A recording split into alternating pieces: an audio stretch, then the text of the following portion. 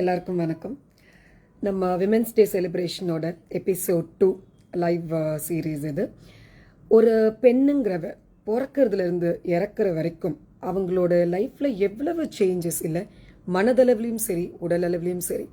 அதே மாதிரி பூ பெய்தறதுல இருந்து அவங்களுடைய தீட்டு நிற்கிற வரைக்கும் அவர் உடல் அளவில் எவ்வளவு சேஞ்சஸ், எவ்வளவு சேலஞ்சஸ், எவ்வளவு விஷயங்கள் நடந்துக்கிட்டே இருக்கு இல்லையா?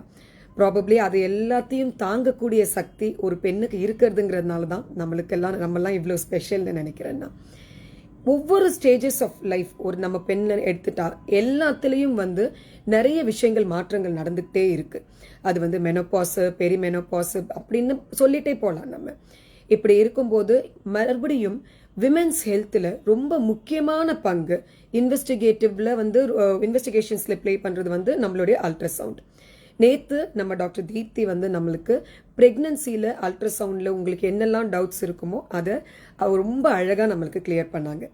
இன்னைக்கு ப்ரெக்னன்சி தவிர்த்து மற்ற எல்லா விதமான டிசீசஸ் பற்றியும் எல்லா ஸ்டேஜஸ் ஆஃப் விமென்க்கு எந்த விதமாக அல்ட்ராசவுண்ட் நம்ம யூஸ் பண்ணலாம், அதில் உங்களோட டவுட்ஸ் என்ன அப்படிங்கிறத கிளியர் பண்ணுறதுக்கு I am going to invite doctor Sripriya.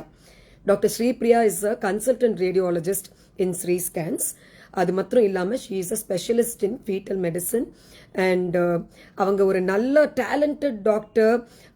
பயங்கரமாக ஸ்கேன்ஸ் பண்ணுவாங்க. அப்படி எல்லாத்தையும் விட ஒரு நல்ல ஹியூமன் பீயிங். என்னோட பேஷண்ட்ஸ்க்கே எவ்வளவோ பேஷண்ட்ஸ்க்கு ஃப்ரீயாக கூட எனக்கு நிறைய தடவை ஸ்கேன் பண்ணி கொடுத்துருக்காங்க. அவங்க ஸ்கேன் பண்ணி கொடுத்து ஒருவேளை நான் ஆப்ரேட் பண்ண வேண்டி வந்தால் அந்த ஃபைண்டிங்ஸ் அப்படியே நான் பேஷண்ட்ஸ் கிட்ட இருக்கும். அந்த அளவுக்கு துல்லியமாக ஸ்கேன் பண்ணக்கூடிய ரொம்ப டேலண்டட் ஒரு personality doctor Sripriya. Let's welcome doctor Sripriya.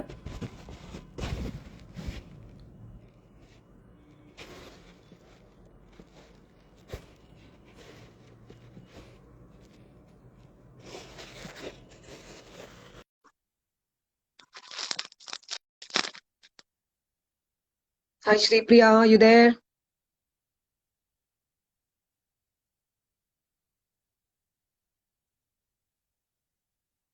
Hello?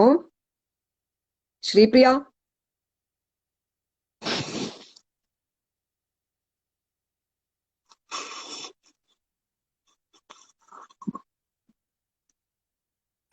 Just a second. Shripriya? Can you hear me, Karthika? Can you hear me? Yes, இன்னும் கொஞ்சம் ஃபோக்கஸ் பண்ணிக்கோங்க. உங்க ஃபேஸ் நல்லா தெரியுது. கேக்குதா? Am I audible? Yeah. Okay, advance Women's Day wishes உங்களுக்கு. Thank you, Karthika. உங்களோட face இன்னும் கொஞ்சம் கூட கிளியரா தெரியணும் என்னோட ஆடியன்ஸ்க்கு. Just a second. ரெடியா? Yes, Karthika, I'm ready. Yes, okay.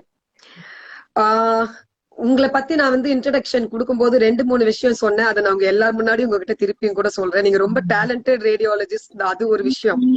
அது இல்லாமல் ரொம்ப ஒரு ஹம்பிள் அண்ட் ரொம்ப நல்ல ஹியூமன் பீயிங். அவங்க நிறைய பேருக்கு ஃப்ரீயா கூட ஸ்கேன் பண்ணி கொடுத்துருக்காங்கன்னு நான் திருப்பி இந்த இடத்துல இன்னொரு தடவை சொல்றேன். So welcome to my Insta live series. Thanks, Karthika. Thanks for the opportunity. நேத்து ஆக்சுவலி நாங்க we spoke about பிரெக்னன்சில ஸ்கேன்ஸ் பத்தி பேசணும். ஈவன் தோ நீங்க பயங்கரமா பிரெக்னன்சி ஸ்கேன்ஸ் பண்ணுவீங்க, பட் ஸ்டில் நான் உங்களை இதுக்கு வர வச்சிருக்கேன். இப்போ கைனகாலஜி, அதாவது பிரெக்னன்சி இல்லாத மத்த கண்டிஷன்ஸ் பத்தி நம்ம இப்ப பேசலாம் ஸ்டேஜ் பை ஸ்டேஜ்ல. ஃபர்ஸ்ட் டவுட் எல்லாருக்கும் மறுபடியும் வர்றது இங்க இதுதான், என்னென்ன டைப் ஆஃப் ஸ்கேன்ஸ் பண்றீங்க for gynaecology? Okay. Gynecology scans அப்படின்னு சொல்லும்போது நம்ம காமனா அதை pelvic scan அப்படின்னு சொல்றோம். So the purpose of scan is to image uterus and ovaries. So இதை நம்ம 2 விதமா பண்ணலாம். ஒண்ணு trans abdominal scan, இன்னொன்னு trans vaginal scan. So the trans abdominal scan அப்படிங்கிறது என்ன அப்படின்னா, ஒரு half an hour 40 minutes urine போகாம நிறைய தண்ணி குடிச்சிட்டு வயிறு மேல இருந்து பண்ற ஸ்கேனை டிரான்ஸ் அப்டாமினல் ஸ்கேன் சொல்றோம். சோ இது எல்லா ஏஜ் குரூப்புக்கும் நம்ம பண்ண முடியும். ரைட் ஃப்ரம் நியூ பார்ன்ல இருந்து எல்டர்லி விமென் வரைக்கும் எல்லாருக்குமே நம்ம டிரான்ஸ் அப்டாமினலா யூட்ரஸ் அண்ட் ஓவரிஸ பார்க்க முடியும். So second type of scan பாத்தீங்கன்னா trans vaginal scan. So trans vaginal ஸ்கேன்ங்கிறது என்ன அப்படின்னா, நீங்க எப்படி உங்களோட கிளினிக்ல இன்டர்னலா எக்ஸாமின் பண்றீங்களோ யூட்ரஸ, அதே மாதிரி ஸ்கேன் எக்யூப்மெண்ட் வந்து நமக்கு டிரான்ஸ்வெஜைனல் ப்ரோப்னு ஒண்ணு இருக்கு. சோ அதுல ஒரு ஸ்டிரைல் ப்ரோப் கவர் போட்டு நம்ம வெஜைனால இன்சர்ட் பண்ணி ஸ்கேன் பண்றத வந்து டிரான்ஸ்வெஜைனல் ஸ்கேன் அப்படின்னு சொல்றோம். சோ இது ரெண்டையும் கம்பேர் பண்ணும்போது எது சுப்பீரியர் அப்படின்னா டெஃபினட்டா டிரான்ஸ்வெஜைனல் ஸ்கேன் தான். ஏன்னா அதை நம்ம வந்து யூட்ரஸையும் ஓவரிஸையும் ரொம்ப கிட்டத்துல பாக்கணும். And also we are using a high frequency ultrasound. So இதுல வந்து ரெசல்யூஷன் ஜாஸ்தி. ஸோ ஒரு சின்ன சின்ன பிரச்சனைகள் நமக்கு டிரான்ஸ் அப்டாமினலா தெரியாத பட்சத்துல டிரான்ஸ்வெஜைனல் ஸ்கேன் வந்து அதை நமக்கு நல்லாவே தெளிவா காட்டும்.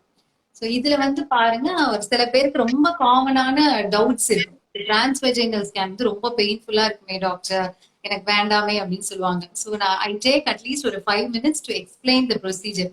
அவங்கள ரொம்ப கன்வின்ஸ் பண்ணி இது வந்து உங்களுக்கு ரொம்ப அத்தியாவசியமான ஸ்கேன், சோ இது டெஃபினட்டா வலிக்காது அப்படின்னு சொல்லி ஒரு ரீஅஷூரன்ஸ் கொடுத்துட்டு அவங்களோட கன்சென்ட் எடுத்துட்டு தான் வந்து I give them enough time. Because அவங்க ரொம்ப ஆன்சியஸா இருந்தாங்க அப்படின்னா அவங்களால கோஆபரேட் பண்ண முடியாது. அண்ட் அந்த வந்து ரொம்ப பெயின்ஃபுல் ஆயிடும். அதுக்கப்புறம் வாழ்க்கையில எப்பவுமே டிரான்ஸ்வெஜைனல் ஸ்கேன் அவங்க பண்ணவே மாட்டாங்க. சோ அதனால இனஃப் டைம் அவங்க போய் ஹஸ்பண்ட் டிஸ்கஸ் பண்ணட்டும், மென்டலி ப்ரிப்பேர் ஆகட்டும் அப்படின்னு சொல்லிட்டு once they are ready I call them for transvaginal scan. So அப்ப டிரான்ஸ்வெஜைனல் ஸ்கேன் நமக்கு சக்சஸ்ஃபுல்லா பெயின் இல்லாம எந்த டிஸ்கம்ஃபர்ட்டும் இல்லாம பண்ணலாம். சோ இது ஒண்ணு. செகண்ட் காமன் டவுட் டிரான்ஸ்வெஜைனல் ஸ்கேனை பொறுத்து பாத்தீங்கன்னா, எனக்கு இப்ப ப்ளீடிங் இருக்கே டாக்டர், எனக்கு இப்ப ஹெவி பீரியட்ஸ் ஆகுது, இல்ல என்ன டாக்டர் வந்து செகண்ட் டே ஸ்கேன் பண்ண சொல்லியிருக்காங்க, இல்லன்னா அது வந்து நீங்க இனி கொஞ்சம் கொஸ்டினா இப்படி போட்டுடுறாத. நிறைய பேருக்கு வந்து நம்ம கிட்ட வரும்போதே ஒரு கம்ப்ளைண்டோட வரும்போதே அது ஒரு எமர்ஜென்சியா இருக்கணும்ன்ற அவசியம் கூட இருக்காது. வரும்போதே வந்து ஒரு ஸ்கேன் ரிப்போர்ட்டோட வருவாங்க.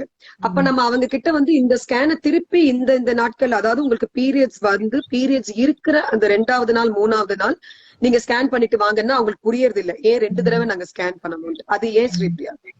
அதாவது இந்த டே 2 ஸ்கேன்ல வந்து என்ன அட்வான்டேஜ் அப்படின்னு பாத்தீங்கன்னா, நம்ம அந்த ஃபாலிகல்ஸ் எல்லாம் வந்து பேஸ் லைன் சைஸ்ல தான் இருக்கும்.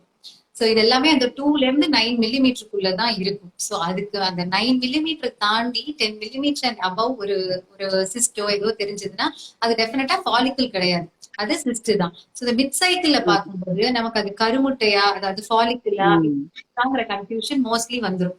ஏன்னா அந்த ஒரு ஃபாலிக்கலோட சைஸும் 2 to 2.5 சென்டிமீட்டர் இருக்கலாம், ஒரு ஃபங்க்ஷனல் சிஸ்டம் 2.5 சென்டிமீட்டர் இருக்கலாம். அப்ப செகண்ட் ஸ்கேன் தேவைப்படும். அதனாலதான் வந்து நம்ம டே 2 ஸ்கேனை வந்து மோஸ்ட்லி கைனக் ஸ்கேன்ஸ்க்கு சஜஸ்ட் பண்றோம். சோ இந்த மாதிரி ப்ளீடிங் இருக்கிற டைம்ல ஸ்கேன் பண்றதுனால கட்டாயமா ப்ளீடிங் அதிகமே ஆகாது. சோ ஈவன் பிரெக்னன்சில ஒரு ஸ்பாட்டிங் ப்ளீடிங் வரும்போது கூட ஒரு ஏர்லி பிரெக்னன்சில நம்ம டிரான்ஸ்வெஜைனல் தான் சஜஸ்ட் பண்ணுவோம். சோ அப்பயுமே பிரெக்னன்சி எதுவுமே வந்து டிஸ்டர்ப் ஆக போறது கிடையாது. ஆமா. இன்னொரு குரூப் லேடிஸ் பாத்தீங்கன்னா பல்கி யூட்ரஸ் இருக்கும், ஒரு ஸ்வோலன் யூட்ரஸோட இருப்பாங்க, இல்ல ப்ரீவியஸா சிசேரியன்ஸ் ஆயிருக்கும், 2 சிசேரியன் 3 சிசேரியன் அந்த மாதிரி. இவங்களுக்கு எல்லாம் ஸ்காரிங்னால யூட்ரஸ் மேல இழுத்துட்டு இருக்கும். சோ இந்த மாதிரி லேடிஸை பொறுத்த வரைக்கும் நம்ம we do both transvaginal and transabdominal scan. டிரான்ஸ்வெஜைனலா பார்க்கும்போது என்ன டிஸ்அட்வான்டேஜ் இவங்களுக்குன்னா, நம்மளால ஃபுல் யூட்ரஸ் வெஜைனல் ரூட்ல பார்க்க முடியாது. சோ அப்ப நம்ம டிரான்ஸ்அப்டாமினல் ஸ்கேனோட ஹெல்ப்பை எடுத்துக்கிறோம். சோ ஆல்வேஸ் ரொட்டீன் பிராக்டிஸ்ல we do a transabdominal. அதுக்கப்புறம் அவங்களுக்கு டிரான்ஸ்வெஜைனல் ஏன் தேவை அப்படிங்கறத எக்ஸ்பிளைன் பண்ணி டைம் கொடுத்துட்டு then we do a transvaginal scan. So இதுதான் வந்து கைனக் ஸ்கேன்ஸ் பொறுத்த வரைக்கும் டைப்ஸ் அண்ட் கண்டிஷன். இப்ப வந்து காமனா, அதாவது வந்து ஒரு நாளைக்கு வந்து ஒரு அட்லீஸ்ட் ஒரு 5-6 பேஷண்ட்ஸ் ஆகுது இந்த கம்ப்ளைண்ட் இல்லாம ஒரு கைனகாலஜிஸ்ட் வந்து எழுந்து போக முடியாது. அது வந்து ரொம்ப ரொம்ப common. Irregular periods, irregular cycles அப்படின்றது. இப்ப இர்ரெகுலர் சைக்கிள்ஸ் அப்படின்னு வரும்போது ஒருத்தங்க வந்து உங்ககிட்ட வந்தாங்கன்னா என்ன மாதிரியான ஃபைண்டிங்ஸ் நீங்க பாப்பீங்க? அந்த ஸ்கேன் உங்களுக்கு எந்த அளவுக்கு ஹெல்ப் பண்ணும் டயக்னோசிஸ்ல? ஓகே, இப்போ நமக்கு தெரியும் இல்லையா, இர்ரெகுலர் சைக்கிள்ஸ்னு வரும்போது நிறைய ரீசன்ஸ் இருக்கு. சோ ஒரு தைராய்டு பிரச்சனையா இருக்கலாம், ஒரு நியூட்ரிஷனல் ப்ராப்ளமா இருக்கலாம், ஒரு ஸ்ட்ரெஸ்ஸா இருக்கலாம், அண்ட் எப்போ பார்த்தாலும் நம்ம டயக்னோஸ் பண்ற பிசிஓடியா இருக்கலாம். பிகாஸ் பிசிஓடி வந்து ரொம்ப காமன் டயக்னோசிஸ் இப்போ. அதோட 2 ரீசன் இருக்கு. ஏன் ரொம்ப காமனா ஸ்கேன் ரிப்போர்ட் பார்த்தா 9.25 ஸ்கேன்ல வந்து பாலிசிஸ்டிக் ஓவரின்னு கொடுக்குறீங்க. இத பார்த்துட்டு சில பேஷண்ட்ஸ் வந்து ரொம்ப பேனிக் ஆகுறாங்க. எனக்கு வந்து கல்யாணத்திலேயே பிரச்சனை வந்துரும், எனக்கு குழந்தையே பிறக்காதுன்ட்டு. ஏன் இந்த மாதிரி ரிப்போர்ட்ஸ்? இது வந்து நான் ஆனஸ்டா ஒரு டாக்டர் டு டாக்டரும் நான் கேட்க, எந்தெந்த அடிப்படையில ஒரு ஸ்கேனை வச்சு மட்டும் ஒருத்தங்களை பாலிசிஸ்டிக் ஓவரின்னு சொல்லிட முடியுமா? இல்ல என்னத்தை நீங்க what do you mean by polycystic ovaries? Okay. ஆக்சுவலா பாத்தீங்கன்னா, இப்போ ரெண்டு ரீசன்ஸ் நீங்க கேக்குறீங்களா, ஸ்கேன்ல ஏன் ஃப்ரீக்வென்ட்டா இந்த ரிப்போர்ட்ஸ் வருது அப்படின்னு சொல்லிட்டு. சோ இது நம்ம ஊர்ல மட்டும் இல்ல, வேர்ல்ட் வைட் இது ரொம்ப காமன் பிரச்சனை. சோ ரெண்டு ரீசன். ஒண்ணு வந்து இன்சிடென்ட்ஸ் வந்து நம்மளோட லைஃப் ஸ்டைல் மாடிஃபிகேஷன், நம்ம ஃபுட் ஹேபிட்ஸ் மாறிடுச்சு. சோ இதனால இன்சிடென்ட்ஸ் ஆஃப் பாலிசிஸ்டிக் ஓவரிஸ் அதிகமாயிடுச்சு. இன்னொன்னு வந்து ம். Diagnosis the main issue. So இத வந்து அவாய்ட் பண்றதுக்காக நம்மளுக்கு வந்து வேர்ல்ட் வைட் நிறைய அந்த gynaecology imaging associations and societies இருக்கு. ஸோ இவங்க வந்து they have formulated some criteria. நிறைய ரிசர்ச் பண்ணிட்டு எல்லாரையும் நம்ம பிசிஓன்னு கொடுக்க கூடாது அப்படிங்கிறதுக்காக சில கிரைட்டீரியாஸ வந்து நமக்கு கொடுத்துருக்காங்க. ஸோ ஆல்மோஸ்ட் 2003லயே ஃபர்ஸ்ட் கிரைட்டீரியா பப்ளிஷ் பண்ணிட்டாங்க. பட் இப்போ டயக்னோசிஸ் எக்கச்சக்கமா போறதுனால they have revised the criteria. So அதுபடி பாத்தீங்கன்னா ஒரு 4 விஷயம் வந்து கம்பல்சரியா நம்ம இருந்தால்தான் பாலிசிஸ்டிக் ஓவரி டயக்னோசிஸ கொடுக்குறோம். ஃபர்ஸ்ட் ம். வந்து பாத்தீங்கன்னா ஒரு ovarian size evaluation. So ovarian ம். சைஸ்ன்னு சொல்லும்போது வெறும் ஒரு லென்த்தை மட்டுமோ ஒரு பிரெத்தை மட்டுமோ வித்தை மட்டுமோ வச்சுட்டு ஹைட்டு மட்டும் வச்சுட்டு இந்த ஓவரி பெருசா இருக்குன்னு சொல்லவே மாட்டோம். ஏன்னா ஓவரிங்கிறது ஒரு நெல்லிக்காய் மாதிரி ஒரு ஒரு 3 டைமென்ஷனல் ஸ்ட்ரக்சர். ஸோ இதுக்கு வந்து டெஃபினட்டா வால்யூம்ன்ற விஷயம் இருக்கு. வால்யூமை பொறுத்து தான் நம்ம ஒரு ஓவரி சின்னதா இருக்கா, பெருசா இருக்கா, நார்மலா இருக்கா அப்படின்னு வந்து கமெண்ட் பண்ணுவோம். ஸோ இந்த ஓவரி வால்யூம் எஸ்டிமேஷன் பண்ணிட்டு அந்த வால்யூம் வந்து ஒரு ரீப்ரடக்டிவ் ஏஜ் குரூப்ல 10 to 12 cc வரைக்கும் இருக்கலாம். ஸோ இதுக்கு மேல போகும்போது அதை என்லார்ஜ்டு ஓவரி அப்படின்னு சொல்றோம். ஸோ இது வந்து ஃபர்ஸ்ட் கிரைட்டீரியா. செகண்ட் கிரைட்டீரியா பாத்தீங்க அப்படின்னா இந்த ஃபாலிக்கல். ஆக்சுவலா இந்த பேரு பாலிசிஸ்டிக் ஓவரி ஆர் நீர்க்கட்டி பிரச்சனைன்னு சொல்றதே ஒரு மிஸ்னோமர்னு சொல்றேன் நான். ஏன்னா ம். ஆக்சுவலா அதுல நீர்க்கட்டியோ சிஸ்டோ கிடையாது. நம்ம அதுல கிடையாது. எல்லாமே வந்து சிஸ்டிக்ன்றது கிடையாது. ம். ஆமா சிஸ்டனோடய பேஷண்ட்ஸ் கேட்பாங்க, எனக்கு இந்த நீர்க்கட்டி ரொம்ப பெருசா இருக்கா டாக்டர், எவ்வளவு ம். இருக்கு அப்படின்னு. ஆக்சுவலா சிஸ்ட் கிடையாது. இது எல்லாமே வந்து அந்த இம்மெச்சூர் ஃபாலிகல்ஸ் ஆர் அந்த வளர்ச்சி அடையாத கருமுட்டைகள். ஸோ இதோட சைஸ் ம். எல்லாம் 9 millimeter வரைக்கும் தான் இருக்கும். ஸோ இந்த ஃபாலிக்கலோட கவுண்ட்டை வச்சு அடுத்த கிரைட்டீரியா. ஸோ ஒரு செக்ஷன் எடுக்கும்போது ஸ்கேன்ல அந்த செக்ஷன்ல 12 ஃபாலிகல்ஸ்க்கு மேல தெரிஞ்சாலோ லைவ் ஸ்கேன் பண்ணி அந்த ஒரு ஒரு ஓவரியில 26 ஃபாலிகல்ஸ்க்கு மேல தெரிஞ்சாலோ அதை நம்ம பாலிசிஸ்டிக் கேட்டகரிக்கு கொண்டு வரோம். ஸோ அடுத்தது ம். வந்து அரேஞ்ச்மெண்ட் ஆஃப் ஃபாலிகல்ஸ். ஸோ இது வந்து ம். பாலிசிஸ்டிக் ஓவரிஸ்க்குன்னு ஒரு பெக்யூலியர் அரேஞ்ச்மெண்ட் ஆஃப் ஃபாலிகல்ஸ் இருக்கு. சோ அதுல ம். பாத்தீங்கன்னா ரெண்டு types again peripherally arranged generalised polycystic ஓவரின்னு ரெண்டா பிரிக்கிறாங்க.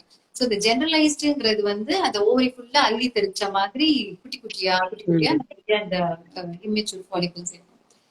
இந்த பெரிஃபரல் ஃபாலிகல்ஸ்ங்கிறது ரொம்ப இன்ட்ரெஸ்டிங். சோ இது எப்படி இருக்கும்னா அந்த காலத்துல நம்ம பாட்டி நெக்லஸ் போட்டுக்கிற மாதிரி அதுக்கு கீழே ஒரு ரோ வந்து முத்து வச்சு பினிஷ் பண்ணிருப்பாங்க. சோ அந்த ஒத்துக்கிட்டேன். ஸ்ப்ரிங் ஆஃப் ம். பேர்ல் அப்பியரன்ஸ் இந்த ஆன்டிக் ஜுவல்லரியில இருக்கும் இல்லையா. சோ அந்த ம். மாதிரி இந்த ஓவரியோட ஓரத்துல மட்டும் அழகா வரிசையா அந்த குட்டி குட்டியா அரேஞ்ச் ஆயிருக்கும். சோ இதுதான் ரொம்ப common presentation for polycystic ovary. போலது. வந்து தேர்ட் கிரைட்டீரியா. அண்ட் ஃபோர்த் ம். கிரைட்டீரியா என்னன்னு பார்த்தோம்னா இந்த ஓவரியோட ஒரு சப்போர்ட்டிங் டிஷ்யூ இருக்கு இல்லையா, சாலிட் டிஷ்யூ. அது வந்து நம்ம ஸ்ட்ரோமான்னு சொல்றோம். ஸோ இந்த ம். ஸ்ட்ரோமா வந்து பிசிஓ இருக்கிறவங்களுக்கு ஜாஸ்தியா இருக்கும். அந்த ரீசன்னாலதான் ஓவரி சைஸும் வந்து பெருசா இருக்கு. சோ ஆமா. இந்த ம். 4 கிரைட்டீரியாவையும் சாட்டிஸ்ஃபை பண்ணாதான் நம்ம அதை வந்து பாலிசிஸ்டிக் ஓவரிஸ் அப்படின்னு பிராண்ட் பண்ணலாம். சோ அகைன் ம். பாத்தீங்கன்னா பெரிய ஸ்பெக்ட்ரம் ஆஃப் டிசீஸ். சோ நமக்கு வந்து ஒரு ஒரு எண்ட்ல சிவியர் ஃபார்ம் இருப்பாங்க, ஒரு எண்ட்ல மைல்டு ஃபார்ம் இருப்பாங்க. இந்த சிவியர் ஃபார்ம்ஸ் அப்படிங்கிறவங்களுக்கு இந்த 4 கிரைட்டீரியாவுமே அப்படியே இருக்கும்.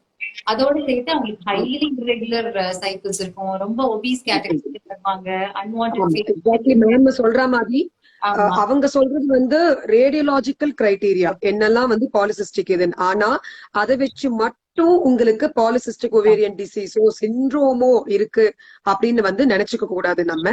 ஏன்னா அது ரைட் ஸ்டார்டிங் ஃப்ரம் உங்களுடைய கிளினிக்கல் பிரசன்டேஷன், நீங்க எப்படி பிரசன்ட் பண்றீங்க, உங்களுக்கு இர்ரெகுலர் சைக்கிள்ஸ் இருக்கா, இல்ல இப்ப எக்ஸாமினேஷன் உங்களோட பிஎம்ஐ ஜாஸ்தி, நீங்க ஒபீஸா இருக்கீங்களா, உங்களுக்கு வந்து முடி வளர்ச்சி எப்படி இருக்கு, ஏதாவது ஹைப்பர் பிக்மெண்டேஷன் இருக்கா, இதுக்கு மீறி அடுத்து இனியும் கொஞ்சம் ஹார்மோன் டெஸ்ட் இருக்கு.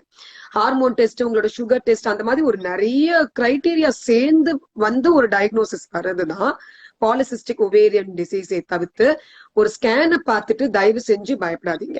சின்ன சின்ன இப்ப வெறும் ரேடியோலாஜிக்கலா வந்து இவங்க கொடுக்குற இது வந்து it's just an alert to us and for the patients. எதுக்கு அப்படின்னா உங்களுடைய லைஃப் ஸ்டைல நீங்க மாத்திக்க வேண்டிய டைம் வந்தாச்சு அப்படிங்கிறதுக்கான ஒரு சின்ன வேக்கப் கால் தான் ரேடியாலஜிஸ்ட் நம்மளுக்கு கொடுக்குற இந்த ரிப்போர்ட்டை தவிர்த்து உங்களுக்கு டிசீஸோ சிண்ட்ரோமோ இருக்குன்றது அர்த்தம் கிடையாது.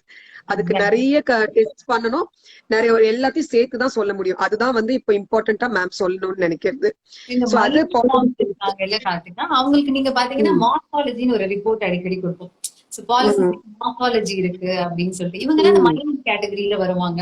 சோ இவங்களுக்கு வந்து கல்யாணத்துக்கு முன்ன வரைக்கும் எனக்கு பீரியட்ஸ் நார்மலா தான் இருந்தது, இப்ப திடீர்னு இர்ரெகுலர் ஆயிடுச்சு, எனக்கு கன்சீவ் ஆறதுல டிலே இருக்கு. சோ இந்த மாதிரி கம்ப்ளைண்ட்ஸோட உங்ககிட்ட வருவாங்க. சோ நம்ம ஸ்கேன் பண்ணும்போது பாத்தீங்கன்னா இவங்களுக்கு ஓவரி சைஸ் நார்மலா இருக்கும், பட் மீதி 3 கிரைட்டீரியாவும் இவங்களுக்கு இருக்கும்.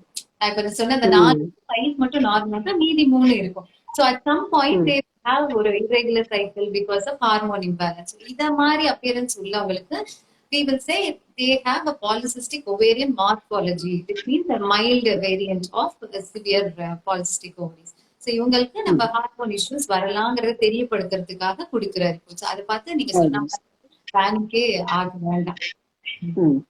இது டிலேட் பீரியட்ஸ் இருக்கு இல்லையா, அதாவது டிலேட் பியூபர்ட்டி பீரியட்ஸ் வந்து கரெக்டா இந்த வயசுல இருந்து இப்ப வந்து நம்ம 12 வயசு 10-12 வயசு எல்லாம் சொல்றோம். சில குழந்தைங்களுக்கு வந்து கொஞ்சம் டிலேடா வர்றதுக்கு அல்ட்ராசவுண்ட் வந்து அங்க டயக்னோசிஸ்ல எதுல ஹெல்ப் பண்ணுது? டெஃபினட்டா. ஏன்னா இப்போ ஒரு எக்ஸ்பெக்டட் ஏஜ் தாண்டி அவங்களுக்கு பியூபர்ட்டி வரல அப்படின்னு சொல்லும்போது ஃபர்ஸ்ட் இன்வெஸ்டிகேஷன் வந்து நம்ம அல்ட்ராசவுண்ட் பண்ணிட்டு வரோம். நான் இன்வேசிவ் அண்ட் நமக்கு என்ன நடக்குதுங்கிறத லைவா பாக்குறோம். சோ இதுல பார்க்கும்போது மெயினா அந்த யூட்ரஸோட அளவு எப்படி இருக்கு, சைஸ மெஷர் பண்றோம். சோ அந்தந்த ஏஜுக்கு தகுந்த மாதிரி நமக்கு யூட்ரஸோட சைஸ் வந்து அப்ராப்ரியேட்டா இருக்கணும். சோ சில பேருக்கு யூட்ரஸோட சைஸ் பாத்தீங்கன்னா சின்னதா இருக்கும். சோ இதை வந்து ஹைப்போபிளாஸ்டிக் யூட்ரஸ் அப்படின்னு சொல்றோம். சோ சில பேருக்கு வந்து இந்த ஓவரிஸ் வந்து சரியா ஃபார்ம் ஆகாம இருக்கலாம். சம்டைம்ஸ் சிண்ட்ரோமிக்கா இருக்கும்போது ஓவரிஸ் வந்து நமக்கு தெரியாம இருக்கலாம். சோ நேச்சுரலி ஓவரிஸ் இல்ல, ஹார்மோன்ஸ் இல்ல, டார்கெட் யூட்ரஸ் வளர போறது இல்ல. சோ இந்த மாதிரி நம்ம யூட்ரஸ் சைஸையும் ஓவரி சைஸையும் மென்ஷன் பண்ணும்போது அது இட்ஸ் அ க்ளூ ஃபார் என்ன டைப் ஆஃப் ஹார்மோன் இவாலுவேஷன் பண்ணணுமா, இல்ல ஃபர்தரா வேற ஏதாவது கேரோடைப்பிங் அந்த மாதிரி டெஸ்டிங் போகணுமா அப்படிங்கிறதுக்கு ultrasound becomes the clue in these cases. நீங்க சிண்ட்ரோமிக்னு சொல்றது வந்து குரோமோசோமல் அப்நார்மாலிட்டிஸ் இருக்கிறவங்க இல்லையா? ஓகே. இது நீங்க அல்ட்ராசவுண்ட்ல நீங்க ரேடியாலஜிஸ்ட்ன்றதுனால இந்த क्वेश्चंस கேக்குறேன் நானு. அல்ட்ராசவுண்டுக்கு அடுத்தபடியா இவங்களுக்கு என்ன பண்ணணும்? இவங்களுக்கு நேச்சுரலி நம்ம இப்ப யூட்ரஸ் ஹைப்போபிளாஸ்டிக் அப்படின்னு வந்துருச்சு அப்படின்னு சொன்னா சம்டைம்ஸ் நமக்கு ஓவரி எப்படி இருக்குன்னு இவாலுவேட் பண்ண வேண்டியிருக்கும். ஸோ நேச்சுரலி ஃபுல்லா நீங்க வந்து அந்த ஹார்மோனல் இவாலுவேஷன் பண்ணணும். அண்ட் எம்ஆர்ஐ வந்து சில கேசஸ்ல இருக்கும். ஸோ நமக்கு டெவலப்மெண்ட் அதோட அந்த எண்டோமெட்ரியம் மயோமெட்ரியல் டிஃபரன்சியேஷன் எல்லாம் வந்திருக்கா, ஸோ இந்த மாதிரி விஷயங்களை வந்து பாக்குறதுக்கு டெஃபினட்டா வந்து MRI will be very useful. So அடுத்த இன்வெஸ்டிகேஷன் போகும்போது நம்ம அலாங் வித் மத்த பிளட் டெஸ்ட் எம்ஆர்ஐ கம்பைன் பண்ணிக்கலாம். இப்போ இர்ரெகுலர் சைக்கிள்ஸ்ல மேஜரா நம்ம கவர் பண்றது பிசிஓடி இப்ப நம்ம பேசணும். இப்ப அடுத்த இம்பார்ட்டன்ட் கம்ப்ளைண்ட் வராங்கன்னா எக்ஸசிவ் ப்ளீடிங், அதாவது வந்துட்டே இருக்கு, நிக்க மாட்டேங்குது, இல்லைன்னா ஒரே மாசத்துல திருப்பி திருப்பி வர்றது, இல்ல பீரியட்ஸுக்கு நடுவுல ப்ளீட் ஆகுறது, அதே மாதிரி என்ன சொல்றது பீரியட்ஸ் அப்போ எக்கச்சக்கமான வலிகள் இருக்கிறது. இந்த மாதிரி இருக்கிற கண்டிஷன்ஸ்ல நம்மளுக்கு அல்ட்ராசவுண்ட் எப்படி ஹெல்ப் பண்ணும்? ஆமா, சோ இந்த கம்ப்ளைண்ட்ஸ்க்கு ஃபர்ஸ்ட் இன்வெஸ்டிகேஷன் அகைன் அல்ட்ராசவுண்ட் தான். இந்த சிச்சுவேஷன்ல மேரிட் விமனுக்கு we always suggest a transvaginal scan. So இத வந்து நான் அகைன் ஸ்ட்ரெஸ் பண்ண விரும்புறேன். சோ யூசுவலா இந்த ஃபைண்டிங்ஸ் எப்படி இருக்கும்னா என்ன ரீசன் ஃபார் அந்த மெனோரேஜியா ஆர் எக்ஸசிவ் ப்ளீடிங்கோ அதை பொறுத்து ஸ்கேன் ஃபைண்டிங்ஸ் இருக்கும். சோ அகைன் நம்ம இவங்களை 2 குரூப்பா பிரிச்சுக்கலாம். ஒரு குரூப்புக்கு வந்து ஹார்மோன் இஷ்யூஸ்னால வர்ற எக்ஸசிவ் ப்ளீடிங், இன்னொரு குரூப் பாத்தீங்கன்னா ஸ்ட்ரக்சரல் பிரச்சனை. சோ யூட்ரஸ்லயோ ஓவரிலயோ ஒரு பிரச்சனை இருக்கு அப்படின்னா அதனாலயும் எக்ஸசிவ் ப்ளீடிங் வரலாம். சோ இந்த ஹார்மோன் பிரச்சனையினால வர குரூப்ல அல்ட்ராசவுண்ட் பண்ணும்போது மோஸ்ட் ஆஃப் த டைம் நார்மலா இருக்கலாம், ஆர் யூட்ரஸ் வந்து பல்கியா இருக்கலாம், ஸ்வோலனா இருக்கலாம். அண்ட் நெக்ஸ்ட் திங் எண்டோமெட்ரியம் சொல்றோம், அந்த டிஷ்யூ இன்சைட் த யூட்ரஸ் அது வந்து திக்கெண்டா இருக்கலாம். எண்டோமெட்ரியல் திக்கனிங் ஒரு காமன் ஃபைண்டிங். அண்ட் சம்டைம்ஸ் ஓவரியில ஃபங்க்ஷனல் சிஸ்ட் அப்படின்னு சொல்லுவோம். சோ அதாவது சிம்பிள் சிஸ்ட். இது வந்து ஹார்மோன் இம்பேலன்ஸ் எப்பெல்லாம் வருதோ அந்த டைம் மோஸ்ட் ஆஃபன் ஓவரிஸ்ல நம்ம பாக்குற ஒரு ஃபைண்டிங். ஸோ இது 4 வந்து common findings with hormone issues. So ஒரு ஸ்ட்ரக்சரல் ப்ராப்ளம் அப்படின்னு எடுத்துக்கும் போது அது ஓவரி, அது யூட்ரஸ்ல இருக்கலாம் ஆர் ஓவரியில இருக்கலாம். அகைன் யூட்ரஸ்ல வந்து யூட்ரைன் மசில் சொல்றோம், மயோமெட்ரியம் சொல்ற அந்த மஸ்குலர் லேயர்ல ப்ராப்ளம்ஸ் இருக்கலாம், ஆர் எண்டோமெட்ரியம் சொல்ற யூட்ரைன் கேவிட்டிக்குள்ள இருக்கிற டிஷ்யூல ப்ராப்ளம்ஸ் இருக்கலாம். So the muscle layer problems again 2 types இருக்கு. We have fibroids and adenomyosis. இந்த ஃபைப்ராய்ட் தெரியாத ஆளே இருக்க மாட்டாங்கன்னு நினைக்கிறேன். ஏன்னா இது ரொம்ப அகைன் காமன் ரிப்போர்ட்ல வர்றது. எல்லாம் கூகுள் பண்ணி தெரிஞ்சிருப்பாங்க. ஸோ ஃபைப்ராய்டே ஆமா. கட்டாயமா நம்ம ஸ்கேன்ல டிஃபரன்ஷியேட் பண்ணணும். பிகாஸ் உங்களுக்கு தெரியும் treatment is going to be different for both the condition. So ரெண்டையும் பண்ணவும் முடியும். டிரான்ஸ்வெஜைனல் ஸ்கேன் பண்ணும்போது ரெண்டையும் நம்மளால டிஃபரன்ஷியேட் பண்ண முடியும். ஃபைப்ராய்டுங்கிறது ஒரு உருண்டையா, it has a margin, it has a shape. அதே அடினோமயோசிஸ் சொல்லும்போது அதுக்கு ஒரு டெஃபினட் ஷேப் கிடையாது. ஸோ ஒரு நார்மல் யூட்ரைன் அப்பியரன்ஸ்ல இருந்து ஒரு சின்ன போர்ஷன் ஆஃப் யூட்ரைன் மஸ்குலேச்சர்ல ஒரு ஒரு ஆல்டர்ட் அப்பியரன்ஸ் இருக்கும். அந்த சின்ன சின்னதா சிஸ்டிக் ஃபார்மேஷன் இருக்கலாம். நம்ம கலர் டாப்லர் போட்டு பார்க்கும்போது அந்த இடத்துல அதிக ஃப்ளோ இருக்கலாம். அண்ட் லொகேஷன் வைஸ் பார்த்தோம் அப்படின்னா அந்த எண்டோமெட்ரியத்தை ஒட்டின மாதிரி வர ஜங்ஷனல் ஜோன் சொல்லுவோம். ஸோ அது பக்கத்தோட இந்த லீஷன்ஸை வந்து நம்ம அடினோமயோசிஸை பிக்கப் பண்ணலாம். ஸோ மோஸ்ட்லி இந்த அடினோமயோசிஸ் பேஷண்ட்க்கு ஒரு பல்கி யூட்ரஸும் இருக்கும், திக் அண்ட் எண்டோமெட்ரியமும் இருக்கும். பிகாஸ் இது எல்லாமே ஹார்மோன்னால வர்ற பிரச்சனைகள் தான். ஸோ யூஸ்வலா இவங்க வந்து பெயின்ஃபுல் எக்ஸசிவ் ப்ளீடிங் சொல்லுவாங்க, பெயின்ஃபுல் மெனோரேஜியா. ஸோ இது எல்லாமே அகைன் நம்ம எப்பவுமே ஒரு ஸ்கேன் ஃபைண்டிங் மட்டும் வச்சுட்டு இதான் சொல்ல மாட்டோம். Always go with history, clinical findings. So patient கிட்ட வரும்போது முதல்ல உங்களோட பிரிஸ்கிரிப்ஷனை வந்து நான் பார்த்து நீங்க தரோவா எடுத்துருக்க ஹிஸ்டரி அண்ட் உங்களோட எக்ஸாமினேஷன் ஃபைண்டிங்ஸ் பார்த்துட்டு always correlate with scan findings. So அப்பதான் நம்மளால ஒரு முழு டயக்னோசிஸ் கொடுக்க முடியும். ஸோ அடுத்து அந்த எண்டோமெட்ரியல் ப்ராப்ளம்ஸ் அப்படின்னு வரும்போது அதுக்குள்ள வந்து டிஷ்யூ மாதிரி வளரலாம். இந்த பாலிப்னு நம்ம சொல்றோம் இல்லையா, அந்த பாலிப்ஸ் வரலாம். ஸோ இது சிம்பிள் பாலிப்பா இருக்கலாம். ஆர் சம்டைம்ஸ் இந்த ஃபைப்ராய்டு இருக்கு இல்லையா, ஸோ இது வந்து this can grow inside the uterine cavity and present as a polyp. இதை வந்து சப்மியூக்கஸ் ஃபைப்ராய்டுன்னு சொல்லுவோம். அது வெளியே வர ட்ரை பண்ணும்போது it becomes fibroid polyp. So இதெல்லாம் வந்து நம்ம 3D ஸ்கேன் அல்ட்ராசவுண்ட்ல ஒரு பூன்னு சொல்லுவோம் இன்ஃபேக்ட். ஸோ இந்த டிரான்ஸ்வெஜைனலா இதோட அட்டாச்மெண்ட் எங்க இருக்கு, சோ இத பத்தின டீடைல்ஸ் வந்து இன்னும் கூட நம்ம எக்ஸ்டென்சிவா பார்க்க முடியும் 3D ஸ்கேனை கம்பைன் பண்ணும்போது. இது வந்து எண்டோமெட்ரியல் ப்ராப்ளம்ஸ். சோ இதுக்கு அடுத்து வந்து நமக்கு ஓவரி இருக்கு. சோ ஓவரியில எனி டியூமர், சோ அந்த ஒரு டியூமர் வந்து சின்ன சைஸ்ல இருக்கும் போதே கூட ஹார்மோன் செக்ரீட்டிங்கா இருந்ததுன்னா அவங்களுக்கு இந்த மாதிரி ப்ளீடிங்ஸ் வரலாம். சோ ஒரு டியூமர் நம்ம பார்க்கும்போது நேச்சுரலி உங்களுக்கு ஒரு செட் ஆஃப் பிளட் டெஸ்ட் நீங்க இன்க்ளூடிங் டியூமர் மார்க்கர்ல இருந்து எல்லாம் சஜஸ்ட் பண்றீங்க. சோ எல்லாமே கம்பைன் பண்ணி பார்க்கும்போது we can arrive at a diagnosis. Sripriya, உங்க கனெக்ஷன் கொஞ்சம் சரியில்லையா? இல்ல, ஃபுல்லா இருக்கே, ஒன்றும் ப்ராப்ளம் இல்லையே. Will continue. இப்போ நீங்க வந்து இப்போ எண்டோமெட்ரியம்குள்ள இருக்க ப்ராப்ளம் அப்படின்னு வரும்போது ஆப்வியஸ்லி இப்ப அடுத்து அதோட ஆக்சுவலி இந்த எண்டோமெட்ரியல் திக்கனிங், கர்ப்பப்பையில வந்து குழந்தை வளர்ற அந்த கேவிட்டியை லைன் பண்ணி இருக்கிற இடம் தான் எண்டோமெட்ரியம்னு சொல்லுவோம். அந்த திக்கனிங்க்குன்னு வந்து நிறைய இம்பார்ட்டன்ஸ் இருக்கு இல்லையா? அது வந்து மெனோபாஸ் வர்றதுக்கு முன்னாடி ஸ்டேஜுக்குள்ள இவ்வளவுதான் இருக்கணும், மெனோபாஸ்ல இவ்வளவுதான் இருக்கணும் அப்படின்ட்டு. அதோட இம்பார்ட்டன்ஸ் என்ன? ஏன்னா அல்ட்ராசவுண்ட்ல மட்டுமே நம்ம அதை ஏர்லியா பிக்கப் பண்ணா நம்ம வந்து நிறைய கேன்சருங்கிற விஷயத்த கூட வந்து ரொம்ப சீக்கிரமா கண்டுபிடிச்சு முழுக்க 100% அவங்களுக்கு வந்து ட்ரீட்மெண்ட் கொடுக்க முடியும் நம்ம. சோ அதோட இம்பார்ட்டன்ஸ் என்ன, இந்த எண்டோமெட்ரியம் அப்படிங்கறதோட. ஓகே, இப்ப எண்டோமெட்ரியம் நீங்க சொன்ன மாதிரி நல்லா பார்க்க முடியும் அப்படின்னா அது டிரான்ஸ்வெஜைனல் ஸ்கேனால மட்டும்தான் முடியும். So especially married women. So pre மெனோபாஸ்ல, அதாவது ரீப்ரொடக்டிவ் ஏஜ் குரூப்ல மென்ஸ்ட்ருவேட்டிங் விமென்ல பாத்தீங்கன்னா ஒரு 12 மில்லிமீட்டர் வரைக்கும் திக்னஸ் வரலாம். அதே ஒரு post menopausal age group, post மெனோபாசல்னா நம்ம ஒரு 1 இயர் வரைக்கும் பீரியட்ஸே வராம இருந்து திடீர்னு ஒரு பவுட் ஆஃப் ப்ளீடிங்கோ ஒரு சின்ன ஸ்பாட்டிங்கோ அப்படி பிரசென்ட் பண்றவங்கள நம்ம போஸ்ட் மெனோபாசல் ப்ளீடிங் பேஷன்ஸ் சொல்றோம். சோ இவங்களுக்கு நம்ம டிரான்ஸ்வெஜைனலா பார்க்கும்போது இந்த endometrial thickness maximum of 5 to 6 millimetre தான் இருக்கணும். சோ இதை தாண்டி போகும்போது it warrants a close monitoring.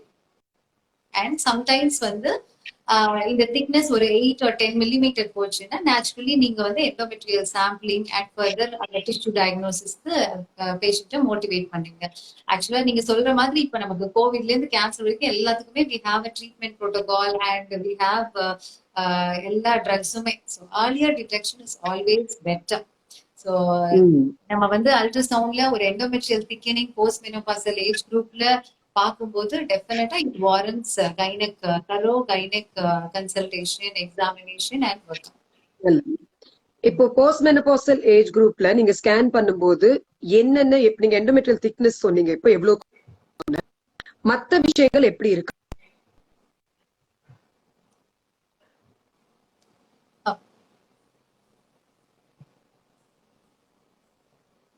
ஆடிபிளா இருக்கா? இப்ப கேக்குது, சொல்லுங்க. Post okay. மெனோபாசல் ஏஜ் குரூப்ல என்ன மத்த சேஞ்சஸ் என்ன அவங்க அவங்க இப்ப நம்ம ஓவரிஸ்? எக்ஸாக்ட்லி. சோ இப்ப நம்ம எண்டோமெட்ரியம் தவிர்த்து பார்க்க வேண்டிய விஷயங்கள் ஸ்கேன்ல போஸ்ட் மெனோபாசல் ஏஜ் குரூப்ல யூட்ரஸோட சைஸ் அகைன்.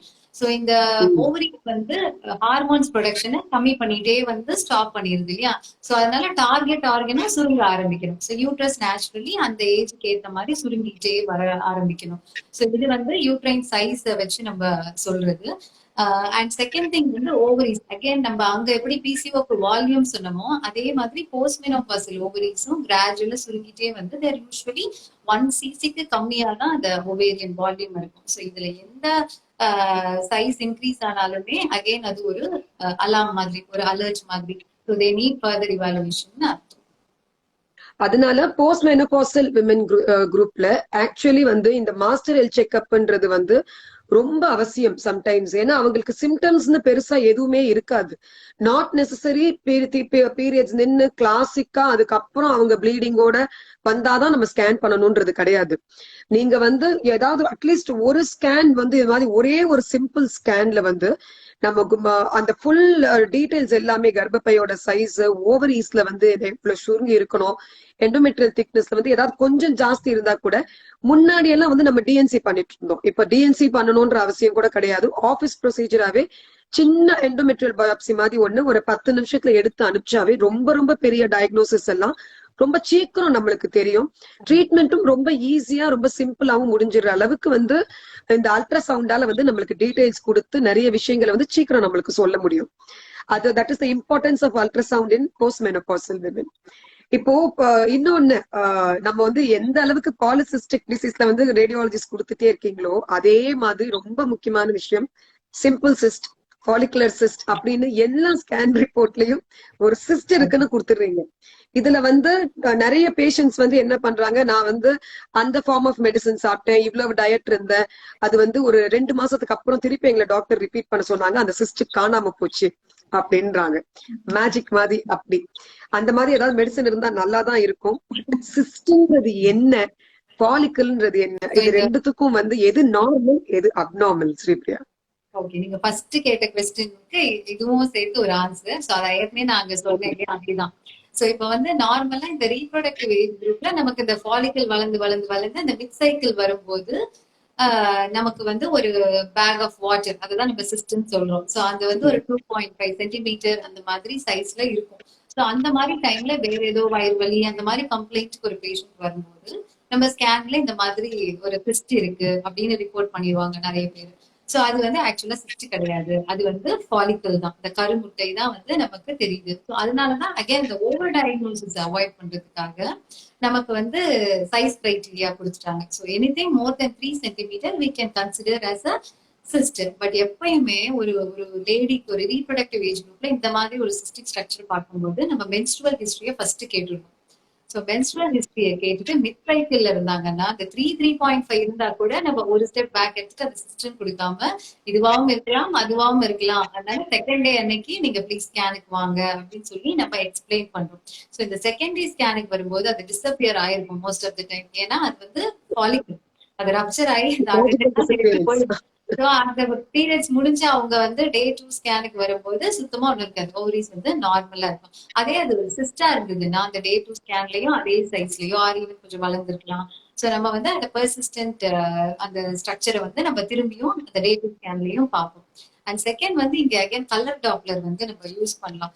சோ இந்த ஃபாலிக்கல் பொறுத்த வரைக்கும் எப்பவுமே அது வளரும் போது இட் ஹேஸ் அ பெரிஃபாலிகுலர் என்ஜியோஜெனிசிஸ் சொல்லுவோம். சோ அதை சுத்தி வந்து பிளட் ஃப்ளோ இருந்துட்டே இருக்கும். இப்ப நம்ம கலர் டாப்லர் போட்டு பார்க்கும்போது அந்த மிட் சைக்கிள்ல இருக்கும்போது நல்ல ஒரு வாஸ்குலாரிட்டியோட நல்ல கலர் ஃப்ளோவோட ஒரு சிஸ்டிக் ஸ்ட்ரக்சர் தெரிஞ்சுன்னா மோஸ்ட் ஆஃபன் அது வந்து ஃபாலிகுலா தான் இருக்கும். சோ நமக்கு அப்படியும் டவுட் இருந்தது அப்படின்னா 2வது தடவை கூப்பிட்டு டே 2ல பார்க்கும்போது we can confirm அந்த டவுட்ஸே வச்சுக்கலாம் வர சொல்லி இன்னொரு தடவை பார்த்துட்டு அது டிசப்பியர் ஆயிடுச்சுன்னா அப்ப பார்த்தது ஃபாலிக்கல் தான், டிசப்பியர் ஆகலைன்னா அந்த சிஸ்ட் அப்படின்னு கன்க்ளூட் பண்ணிட்டு. சிஸ்ட்ன்றது என்ன டைப் ஆஃப் சிஸ்ட்னு அல்ட்ராசவுண்ட்ல கண்டுபிடிக்க முடியும் இல்லையா, ஒரு அளவுக்கு அட்லீஸ்ட். ஆமா. சோ இந்த சிஸ்ட்ங்கிறது நம்ம சும்மா ஒரு லேமேனுக்கு புரியுற மாதிரி சொல்லணும் அப்படின்னா ஒரு பலூன் குள்ள வாட்டர் போட்டு கட்டி வச்சா எப்படி இருக்குமோ அதுதான் வந்து ஒரு சிஸ்ட். ஸோ அந்த சிஸ்டுக்குள்ள அது வாட்டர் மாதிரி கிளியர் கண்டென்ட்டா இருக்கும்போது அதை நம்ம வந்து சிம்பிள் சிஸ்ட் அப்படின்னு சொல்றோம். ஸோ அதே அதுக்குள்ள வந்து ப்ளீடிங் ஆயிருந்தது அப்படின்னு சொன்னா அதை வந்து நம்ம ஹெமராஜிக் சிஸ்ட் அப்படின்னு டிஸ்கிரைப் பண்றோம். அந்த சில சிஸ்ட் வந்து ரிப்பீட்டடா ப்ளீடிங் ஆகி ஆகி அதுக்குள்ள நிறைய பிளட் ப்ராடக்ட்ஸ் வேரிங் ஸ்டேஜ்ல இருக்கும்போது ஒரு சாக்லேட் கலர்ல அந்த கண்டென்ட்ஸ் ஆகிடும். அதை வந்து சாக்லேட் சிஸ்டம் எண்டோமெட்ரியாட்டிக் சிஸ்ட் அப்படின்னு சொல்றோம். ஸோ இந்த எண்டோமெட்ரியாட்டிக் சிஸ்ட்ல இன் அடிஷன் டு இந்த சிஸ்டிக் அப்பியரன்ஸ் அது மோஸ்ட் ஆஃப் த டைம் பாத்தீங்கன்னா பக்கத்துல இருக்கிற அந்த யூட்ரஸோடயோ அந்த இன்டெஸ்டைனோடயோ ஒட்டிக்கிட்டு இருக்கும். ஏன்னா அந்த எண்டோமெட்ரியோசிஸ் ஃபீச்சரே வந்து பக்கத்துல இருக்கிறதோட ஒட்டிக்கிறது தான். ஸோ நேச்சுரலி மொபிலிட்டி வந்து இந்த சிஸ்டிக் வந்து கம்மியா இருக்கும். ஸோ அந்த ஸ்கேன்ல வந்து நம்ம டெஃபினட்டா டெமான்ஸ்ட்ரேட் பண்ண முடியும். அண்ட் தேர்ட் இன்னொரு வெரைட்டி என்னன்னு பார்த்தோம்னா ப்ளீடிங்கும் இல்லாம சிம்பிள் லிக்விடும் இல்லாம ஃபேட் மட்டுமே இருக்கு. ஸோ இது வந்து டெர்மாய்ட் சிஸ்ட் அப்படின்னு சொல்றோம். ஸோ இது எல்லாமே மோஸ்ட்லி பினைன் சிஸ்ட் தான். ஸோ இதுல ஒரு கேட்டகரி வந்து காம்ப்ளெக்ஸ் சிஸ்ட்னு இருக்கு. ஸோ இது வந்து points towards malignancy or cancer. So இதுல வந்து அந்த சிஸ்ட் மட்டும் இல்லாம அந்த சிஸ்டோட வால் வந்து திக்கா இருக்கலாம். அதுல இருந்து பேப்புலரி ப்ரொஜெக்ஷன்ஸ் சொல்றோம் இல்லையா, அந்த ஃபிங்கர் லைக் ப்ரொஜெக்ஷன்ஸ் மாதிரி வரலாம். ஆர் சம்டைம்ஸ் எல்லாம் பல்கி சாலிட் காம்பனன்ட்ஸ் இருக்கலாம். ஸோ அகெயின் டாப்லர் யூஸ் பண்ணும்போது நமக்கு வந்து அதுல ஒரு பிரில்லியன்ட் வாஸ்குலாரிட்டி இருக்கும், நிறைய பிளட் ஃப்ளோ போகும். பிகாஸ் அது டியூமர் செல் இல்லையா, அதனால மல்டிப்ளை ஆகிறதுக்கு நிறைய பிளட் வெசல்ஸ் போகும்.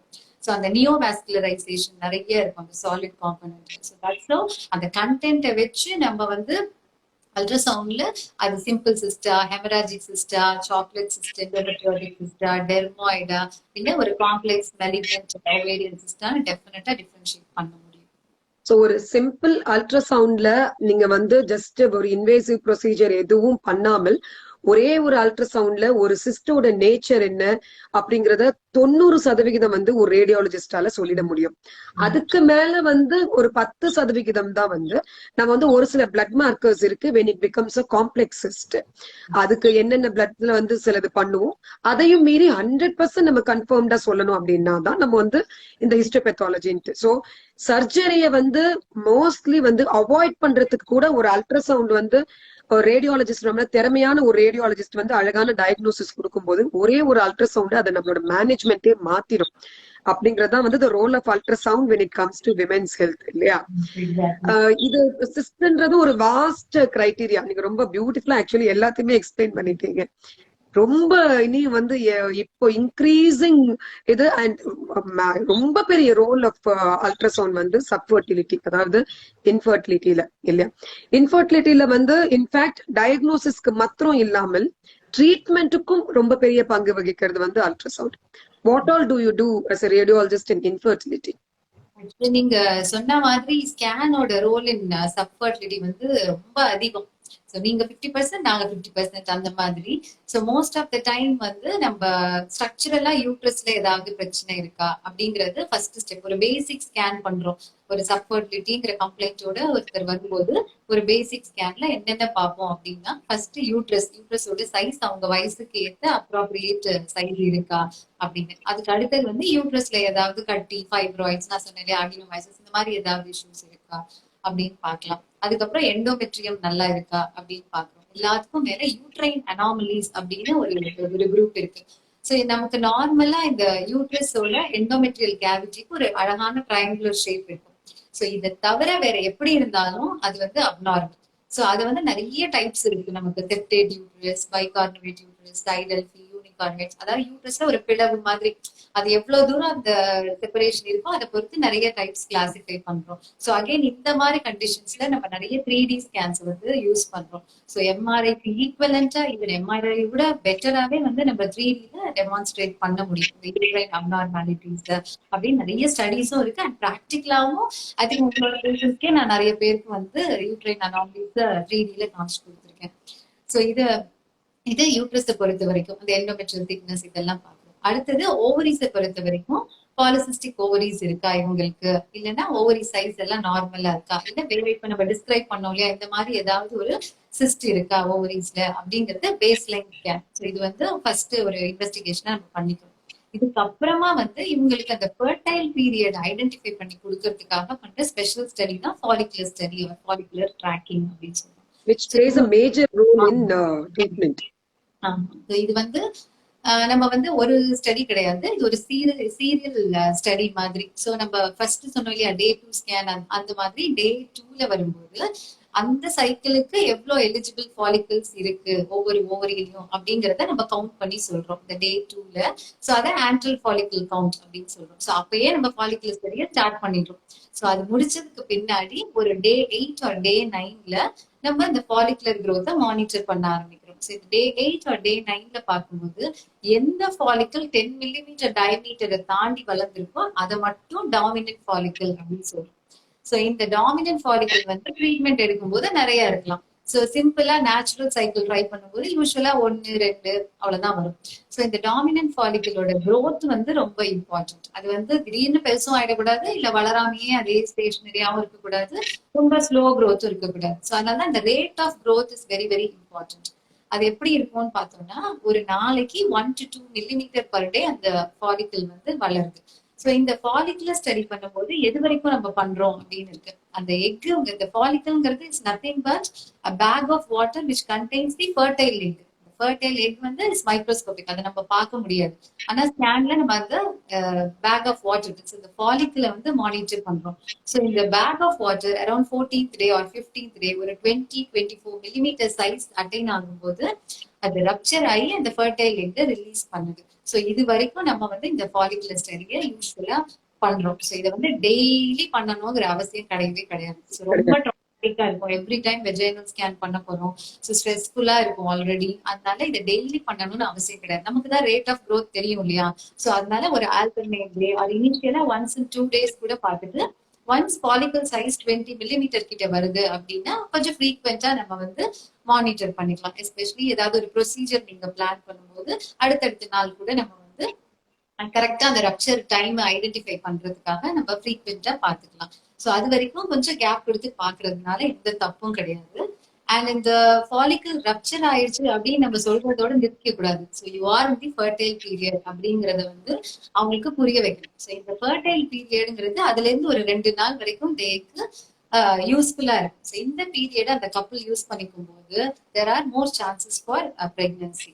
இந்த ஃபாலிகுலர் ஸ்டடியில வந்து இப்ப நம்ம ஃபாலிக்கல் ட்ராக் பண்ணிட்டோம், ஆனா இதோட ஸ்டடி முடியல. இதோட நம்ம அந்த ஃபாலிக்கல் போற பிளட் சப்ளை, அதுல சில டாப்லர் இண்டிசஸ் எல்லாம் பார்ப்போம். இதெல்லாம் ஃபேவரபிளா போகுதாங்கிறதையும் சைட்ல நோட் பண்ணிட்டே வரும்.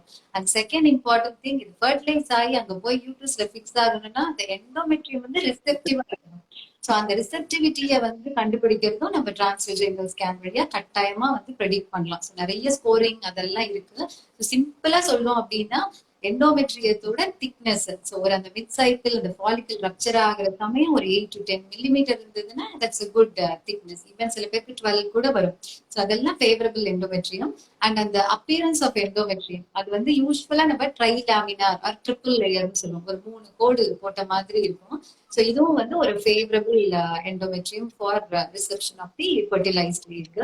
அண்ட் தேர்ட் வந்து again doppler. So doppler study பண்ணும்போது அந்த எண்டோமெட்ரியத்துக்கு சப் எண்டோமெட்ரியல் ஃப்ளோ அப்படின்னு சொல்லுவோம். எண்டோமெட்ரியத்துக்கு எவ்வளவு பிளட் சப்ளை போகுது அப்படிங்கறதையும் வந்து நம்ம அசஸ் பண்ணலாம். நிறைய பிளட் சப்ளை போகும்போது அந்த எண்டோமெட்ரியம் ரொம்பவே ரிசெப்டிவா இருக்கும். ஸோ இது எல்லாமே ஃபேவரபிளா இருக்கிறவங்களுக்கு பிரெக்னன்சிக்கான சான்சஸ் வந்து ரொம்ப அதிகம். So that's how we do complete follicular study, follicle tracking monitoring. குழந்தையின்மை பொறுத்த வரைக்கும் என்னோட பேஷண்ட்ஸ் நிறைய பேருக்கு வந்து ரொம்ப பெரிய மேஜர் பிரச்சனை வந்து என்னன்னா, ஒருத்தர் கூட ஒருத்தர் வந்து அந்த ஃபர்டைல் பீரியட்னு சொல்ற அந்த டைம்ல வந்து அவங்களால வந்து இன்டர்கோர்ஸ் வச்சுக்க முடியாம போறது. அது வந்து ஸ்ட்ரெஸ்ஸா இருக்கலாம், சண்டையா இருக்கலாம், ஒர்க் பேட்டர்ன், இவங்க மார்னிங் ஷிப்ட்ல இருப்பாங்க, இவங்க நைட் ஷிப்ட்ல இருப்பாங்க. இந்த மாதிரி நிறைய பிராக்டிக்கல் டிஃபிகல்டிஸ் பிளஸ் குழந்தை வேணும்னு மத்தவங்க போடுற ப்ரெஷர், இது எல்லாத்துமே சேர்த்து வந்து ரொம்ப சிம்பிளான ப்ராப்ளம்ஸ் தான் இருக்கும் அவங்களுக்கு. All they need is a small push. Majority of the times வந்து, அதாவது நம்ம ஃபாலிகுலர் மானிட்டரிங் ஏன் இவ்வளவு இம்பார்ட்டன்ட் மேடம் சொல்றாங்க அப்படின்னா, ஒரு விந்து வந்து ஒரு இன்டர்கோர்ஸ்ல வந்து விந்து ரிலீஸ் ஆகும்போது அது 72 மணி நேரம் வரைக்கும் அது வந்து உயிரோட இருக்கும். வேற நம்மளுடைய கருமுட்டைகள்ன்றது வந்து 24 மணி நேரம் to 36 மணி நேரம் தான் அது இருக்கும். அதுக்குள்ள இந்த அந்த நம்மளோட டியூபோட அந்த மிட் ஏரியாக்கு வந்து நம்ம டியூப்ஸ் பிக்கப் பண்ணி அங்க வந்தா தான் ஃபியூஷன் நடந்து நம்மளுக்கு குழந்தை வந்து நிக்கணும். இது ரொம்ப கேட்கறதுக்கு ரொம்ப காம்ப்ளெக்ஸான ஒரு ப்ரொசீஜர் மாதிரி இருந்தாலும் நேச்சுரலா வந்து நடக்கும்போது இது வந்து ரொம்ப சிம்பிளான ஒரு ப்ரொசீஜர் தான். நம்மளுடைய முன்னாடி இருந்தவங்க எல்லாம் 10 குழந்தை 11 குழந்தை எல்லாம் அதனால தான் பெத்துட்டு இருந்தாங்க. பட் இப்ப நம்ம லைஃப் ஸ்டைல் சேஞ்சஸ்னாலையும் ஹஸ்பண்ட் அண்ட் ஒய்ஃப் 2 பேரும் ஒர்க் பண்றதுனாலையும் நம்மளோட eating habits, sedentary life style எல்லாமே சேர்த்து, ஸ்ட்ரெஸ் மேஜரா எல்லாம் சேர்த்து இந்த மாதிரி ஒரு சின்ன விஷயத்துல நம்ம மிஸ் பண்றதுனாலயே குழந்தை நிறைய பேருக்கு வந்து நிக்கிறது இல்ல. என்னுடைய மெஜாரிட்டி ஆஃப் த பேஷண்ட்ஸ்க்கு ஃபாலிகுலர் மானிட்டரிங் மட்டுமே பண்ணி அந்த டைம்டு இன்டர்கோர்ஸ்ல இந்த டைம்ல இன்டர்கோர்ஸ் வச்சுக்கோங்க அப்படின்னு சொன்னாலே 90% ஆஃப் த பீப்புள் எனக்கு வந்து, அதாவது ரீசன்ஸ் வேற எதுவும் மேஜர் ரீசன்ஸ் இல்லைன்னா அவங்க வந்து பிரெக்னென்ட் ஆயிடுறாங்க. இதுதான் உண்மை. That is the importance of this follicular monitoring. And they get that எமோஷனலா வந்து அவங்களுக்கு ஒரு கான்பிடன்ஸ் வரும். நம்மளுக்கு கருமுட்டை நல்லா தான் வளருது, இந்த டைம்ல நம்ம வந்து பிரெக்னென்ட் ஆயிடுவோன்ற அந்த எமோஷனல் கான்பிடன்ஸ் ஆல்சோ ரொம்ப பெரிய ஹார்மோனல் ஒரு நல்ல ஒரு செட்டப் கொடுக்கும் அவங்களுக்கு அந்த இதுல தங்கறதுக்கும் கூட. இது இத்தனை வருஷம் எக்ஸ்பீரியன்ஸ்ல நான் பார்த்த ஒரு விஷயம். நான் அவ்வளோ important follicular monitoring when it comes to fertility. இதுல இன்னொன்னு வந்து நம்ம இதுல வந்து HSG பண்றதுலயும் உங்களோட பங்கு இருக்கு இல்லையா? நம்ம அதை பத்தி நம்ம சொல்லல. as a radiologist you do HSG also. So HSG டெஸ்ட்ங்கிறது வந்து அகைன் எல்லாருக்குமே ஒரு ஃபியர் உண்டு. இது ரொம்ப பெயின்ஃபுல்லான ப்ரொசீஜர் அப்படின்னு சொல்லிட்டு, எப்படி டிரான்ஸ்வெஜைனல் ஸ்கேனுக்கு டைம் எடுத்து கன்வின்ஸ் பண்ணி அதுக்கப்புறம் மோட்டிவேட் பண்ணி நம்ம பண்றோமோ, அதே மாதிரி ஒரு HSG scan on advice by gynaecologist நம்ம பண்றோம். இதை எடுத்தோடனே நீங்களும் வந்து HSG பண்ண சொல்ல போறது இல்லை. சோ அதனால டைரக்டா HSG பண்ணோம்னு வந்தா நாங்க அதை ப்ரமோட் பண்ண மாட்டோம். ஃபர்ஸ்ட் கைனகாலஜிஸ்ட பார்த்து அவங்க சொன்னால் வழியா நாங்க வந்து பண்றது கிடையாது. ஸோ HSG டெஸ்ட்ல என்ன பண்ணுவோம் அப்படின்னா, நம்ம வெஜைனல் ரூட்ல சர்விக்ஸ்ல ஒரு சின்னதா ஒரு கெத்தீட்டரையோ அல்ல அதுக்கான ஒரு ஸ்க்ரூ இருக்கு. ஸோ அதை இன்ட்ரடியூஸ் பண்ணிட்டு அது வழியா நம்ம கான்ட்ராஸ்ட்னு சொல்ற டைட் அதை இன்ஜெக்ட் பண்ணி சைமல்டேனியஸா நம்ம வந்து எக்ஸ்ரே எடுத்து பாக்குறோம். ஸோ இந்த கான்ட்ராஸ்ட் யூட்ரைன் கேவிட்டிக்குள்ள போய் அழகா வெளியில 2 டியூப் வழியா வந்து அப்டாமினல் கேவிட்டிக்குள்ள ஸ்பில் ஆகும். ஸோ இது நல்லா நடந்ததுன்னா 2 டியூப்ஸும் நார்மலா இருக்கு அப்படின்னு அர்த்தம். சோ இந்த டியூப்ஸ் வந்து பிளாக் ஆயிருந்ததுன்னா, இது ஒண்ணு நமக்கு முன்னாடியே பிளாக் ஆயிருந்தது அந்த டியூப் அட்டாச்மெண்ட்லயேனா வெறும் யூட்ரஸ் மட்டும் தான் தெரியும், டியூபே தெரியாது. இல்ல சம்டைம்ஸ் அந்த டியூபோட எண்ட்லயோ நடுப்பகுதியிலயோ ஒரு பிளாக் இருக்கும்போது அது வரைக்கும் அந்த கான்ட்ராஸ்ட் போகும், அதை தாண்டி அதால போக முடியாது. சோ இதை பேஸ் பண்ணி நம்ம எந்த இடத்துல டியூப்ல பிளாக் இருக்கு அப்படிங்கறத வந்து நம்ம கண்டுபிடிக்கலாம். சோ இதுல வந்து ரேடியேஷன் பயம் வந்து தேவையில்லை, ஏன்னா இதுக்கு ரொம்ப ஷார்ட் எக்ஸ்போஷர் தான் கொடுப்போம். சோ இதுக்கான டெக்னிக்ஸ் எல்லாம் வந்து அந்த டெக்னாலஜிக்கு ஸ்பெசிபிக்கா ட்ரெயின்டா இருப்பாங்க. சோ அதனால எக்ஸ்ட்ரா ரேடியேஷன்ஸ் போகாத மாதிரி அளவான ரேடியேஷன்ஸ் கொடுத்து இதை வந்து ரொம்ப கம்ஃபர்டபுளா பெயின் கில்லர்ஸ் முன்னாடியே கொடுத்து நல்ல ஒரு சைக்கலாஜிக்கல் சப்போர்ட் கொடுத்து பண்ணும்போது இந்த ஆங்ஸைட்டினால வர்ற பிளாக் மாதிரி அப்பியரன்ஸ் இருக்கும் சில பேருக்கு. இந்த ஆங்ஸைட்டில வந்து அந்த 2 ஸ்பாசம்ஸ் உங்களுக்கு தெரியும் இல்லையா, அந்த கான்வல் ஸ்பாசம்னு வந்துடும். சோ அதெல்லாம் இல்லாம ரொம்ப அழகா கம்ஃபர்டபுளா வந்து பண்ணிக்கலாம் HSG. ஆனா ஒண்ணு டாக்டர் அட்வைஸ் பண்ணாதான் வந்து HSG டெஸ்ட பண்ணிக்கணுங்கிறதுல நாங்க ரொம்ப ஸ்பெசிபிக்கா இருக்கோம். ஏன்னா இப்ப அவங்களே வந்து தேவையே இருக்காது ஆக்சுவலி. HSG மாதிரி டெஸ்ட் எல்லாம் இருந்தாலும் அவங்களே வந்து பண்ணிக்கிறதும் வந்து இப்ப ரொம்ப ஜாஸ்தி ஆயிடுச்சு இன்டர்நெட்டோட இதனால. கரெக்ட். இப்ப HSG நம்ம முடிச்சிட்டோம். What are the emergencies you see women ஹெல்த்ல ரேடியாலஜிஸ்டா என்னென்ன எமர்ஜென்சிஸ் நீங்க பாக்குறீங்க? ஓகே, சோ இது பாத்தீங்கன்னா ஒரு 4 நிறைய கண்டிஷன்ஸ் இருக்கு. இன்ஃபேக்ட் கைனக் எமர்ஜென்சிஸ், பட் காமனா பாக்குறது மட்டும் நான் சொல்றேன். சோ இப்ப ரொம்ப ஃப்ரீக்வெண்டா பாக்குற ஒண்ணு வந்து எக்டோபிக் பிரெக்னன்சி அண்ட் ரப்சர்.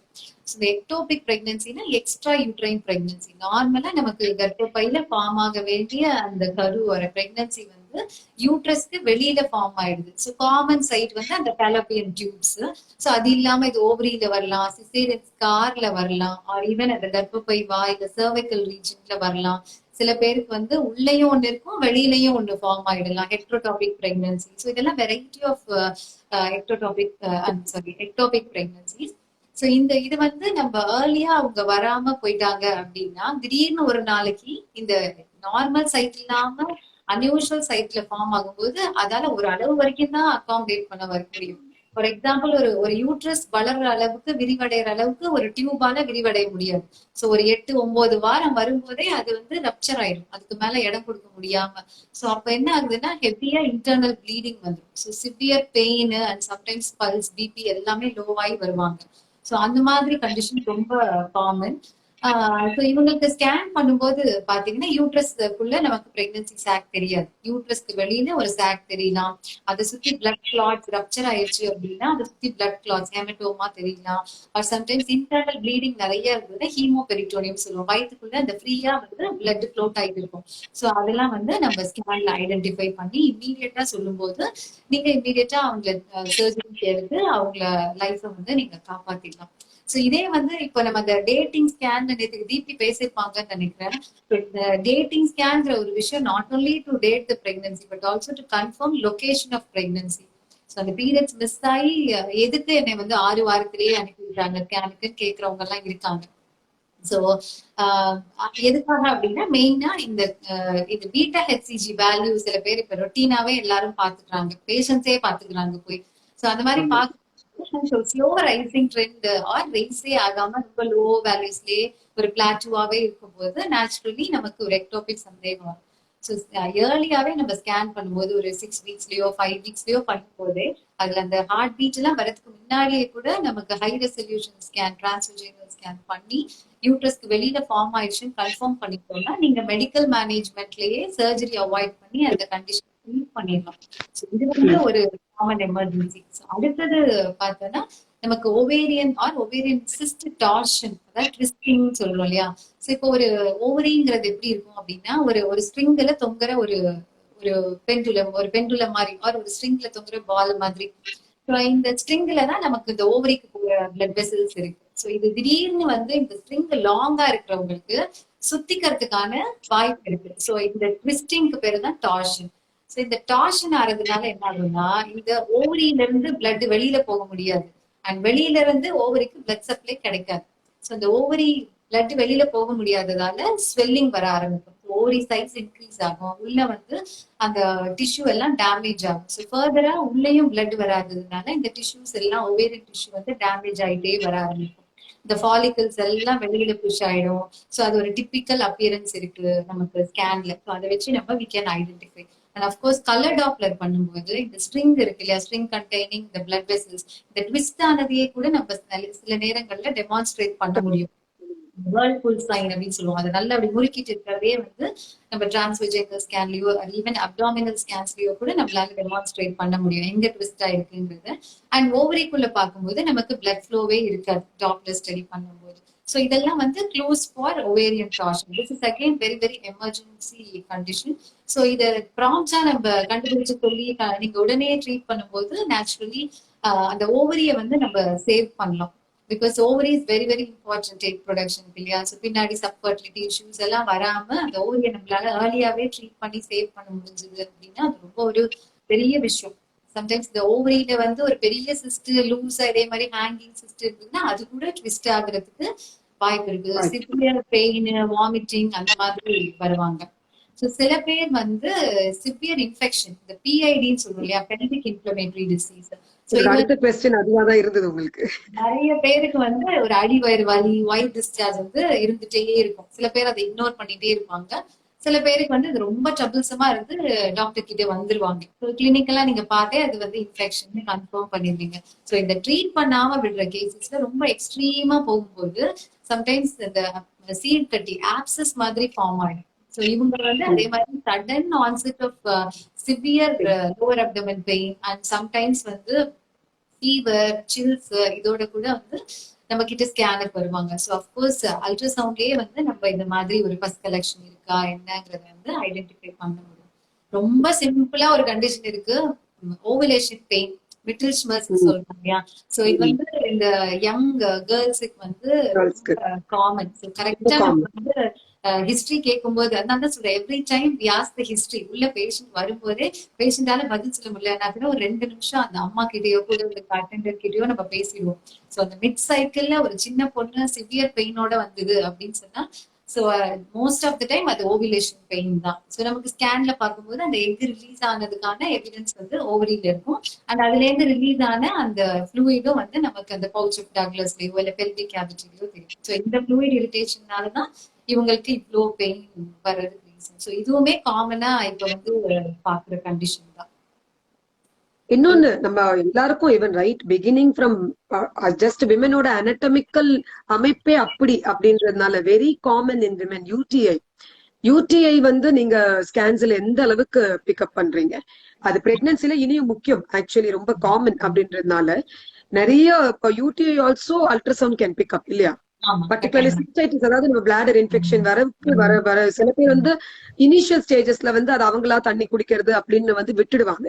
அதுக்கு அவ்வளவு சூடு வயிற்று சூடுன்னு சொல்லிட்டு தண்ணி குடிக்கிறது கரெக்ட் தான், அதோட வந்து மெடிக்கல் ஹெல்ப்பும் வேணும்ன்றத வந்து நிறைய பேர் விட்டுட்டு கொஞ்சம் அட்வான்ஸ்டு ஸ்டேஜஸ்ல வரும்போது அது எப்படி பிக்கப் பண்றீங்க? இப்ப இந்த மைல்டு ரொம்ப சட்டில் இன்ஃபெக்ஷன் எல்லாம் இருக்கும்போது நமக்கு ஸ்கேன்ல பெருசா தெரியாது. அப்ப நம்ம யூரின் எக்ஸாமினேஷன்ல பஸ்டல்ஸ் இருக்கா இல்ல ஆர்கானிசம் ஏதாவது கல்ச்சர்ல க்ரோத் இருக்கா அப்படின்னு பார்ப்போம். சோ இந்த ஒரு மாடரேட் இன்ஃபெக்ஷன் இருக்கும்போது நம்ம ஃபுல் பிளாடர்ல இவங்களை ஸ்கேன் பண்ணி பார்க்கும்போது உள்ள நிறைய அந்த எக்கோஸ்ன்னு சொல்லுவோம், இன்ட்ராலுமினல் எக்கோஸ், நிறைய ஃப்ளோட்டர்ஸ் மாதிரி வந்து உள்ள அந்த டெப்ரி வந்து செடிமெண்ட்ஸ் உள்ள வந்து மிதந்துட்டு இருக்கும் அந்த யூரின்ல. சோ இது வந்து ஒரு காமன் ஃபைண்டிங். சோ ரொம்ப சிவியர் கேசஸ்ல பார்க்கும்போது நீங்க சொன்ன மாதிரி அந்த சிஸ்டைட்டிஸ் நல்லா ஃபுல்லா எஸ்டாப்ளிஷ் ஆயிடுச்சுன்னா நல்லா அந்த பிளாடர் வால் வந்து பயங்கர திக்கா இருக்கும். பிளாடர் வால் திக்கனிங்கே வந்து ஃபீச்சர் ஆஃப் சிஸ்டைட்டிஸ். சோ நம்ம ஹிஸ்டரி கேட்கும்போது நேச்சுரலி அவங்களுக்கு யூரினரி இரிட்டேஷன், ஃப்ரீக்வன்சி இதெல்லாம் இருக்கும். சோ இதை கண்டுக்காம விட்டவங்களுக்கு இந்த lower urinary tract infection becomes upper urinary tract infection. So gradually there is a chance for pyelonephritis also. So pyelonephritis சொல்லும்போது நமக்கு கிட்னி வரைக்கும் அந்த இன்ஃபெக்ஷன் வந்து ஸ்ப்ரெட் ஆக வாய்ப்பு இருக்கு. அதையுமே வந்து நம்ம ஸ்கேன்ல பிக்அப் பண்ணலாம். அதான் நீங்க சொல்ற மாதிரி அந்த ஆரம்பத்துல அந்த இரிட்டேஷன் ஒரு நாள் 2 நாள்ல செட்டில் ஆகலன்னா டெஃபினட்டா டாக்டர் கிட்ட வந்து ஒரு டெஸ்ட் பண்ணி அதுக்கான ஆன்டிபயோட்டிக்ஸோ அவங்க டாக்டர் என்ன பிரிஸ்கிரைப் பண்றாங்களோ அதை எடுத்துட்டாங்கன்னா அவ்வளவு தூரம் போகிறதுக்கான வழியே இல்லை. இது மட்டும் இல்லாம இப்ப ஜென்ரலா நம்ம எல்லாமே பேசிட்டோம். ஐவிஎஃப்லயும் வந்து ரேடியாலஜிஸ்டோட பங்கு வந்து ரொம்ப பெருசு நிறைய விஷயத்துல. பட் அதை பத்தி இன் டீடைல் இன்னொரு நாள் will definitely speak. But women health is definitely incomplete without examination of the breast and அதோட இமேஜிங் பத்தி வந்து பண்ணாமல் அது வந்து இன்கம்ப்ளீட். பிரெஸ்ட்ல அல்ட்ராசவுண்ட் எப்ப பண்றீங்க? அல்ட்ராசவுண்டுக்கு அடுத்த ஸ்டேஜ் எப்ப ஆரம்பிக்கணும்?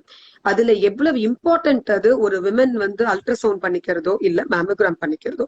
மேமோகிராம் என்னங்கிறது சிம்பிளா சொல்லுங்க. ஓகே, சோ இந்த மேமோகிராம் அப்படின்னாலே வந்து இமேஜிங் ஆஃப் பிரெஸ்ட் அப்படிங்கிறது அர்த்தம். சோ இந்த மேமோகிராம்ல 2 டைப்ஸ். அல்ட்ராசவுண்ட் நம்ம எந்த ஏஜ் வரைக்கும் பண்ணிக்கணும்? அல்ட்ராசவுண்ட்ல என்னெல்லாம் நீங்க பிக்கப் பண்றீங்க? ஓகே ஓகே, நான் எல்லாம் சோ வந்து இது எக்ஸ்ரே மேமோகிராம் அண்ட் சோனோ மேமோகிராம்னு பிரிச்சுக்கலாம். இந்த சோனோ மேமோகிராம்ங்கிறது நம்ம அல்ட்ராசவுண்ட் ஸ்கேன் பண்ணி பிரெஸ்ட்ல ஏதாவது ப்ராப்ளம் இருக்கா அப்படின்னு பார்க்கணும். சோ அகைன் இந்த மேமோகிராஃபி டெக்னிக்கே 2ஆ பிரிச்சுடுவோம். ஒன்னு வந்து ஸ்கிரீனிங் மேமோகிராஃபி, இன்னொன்னு டயக்னாஸ்டிக் மேமோகிராஃபி.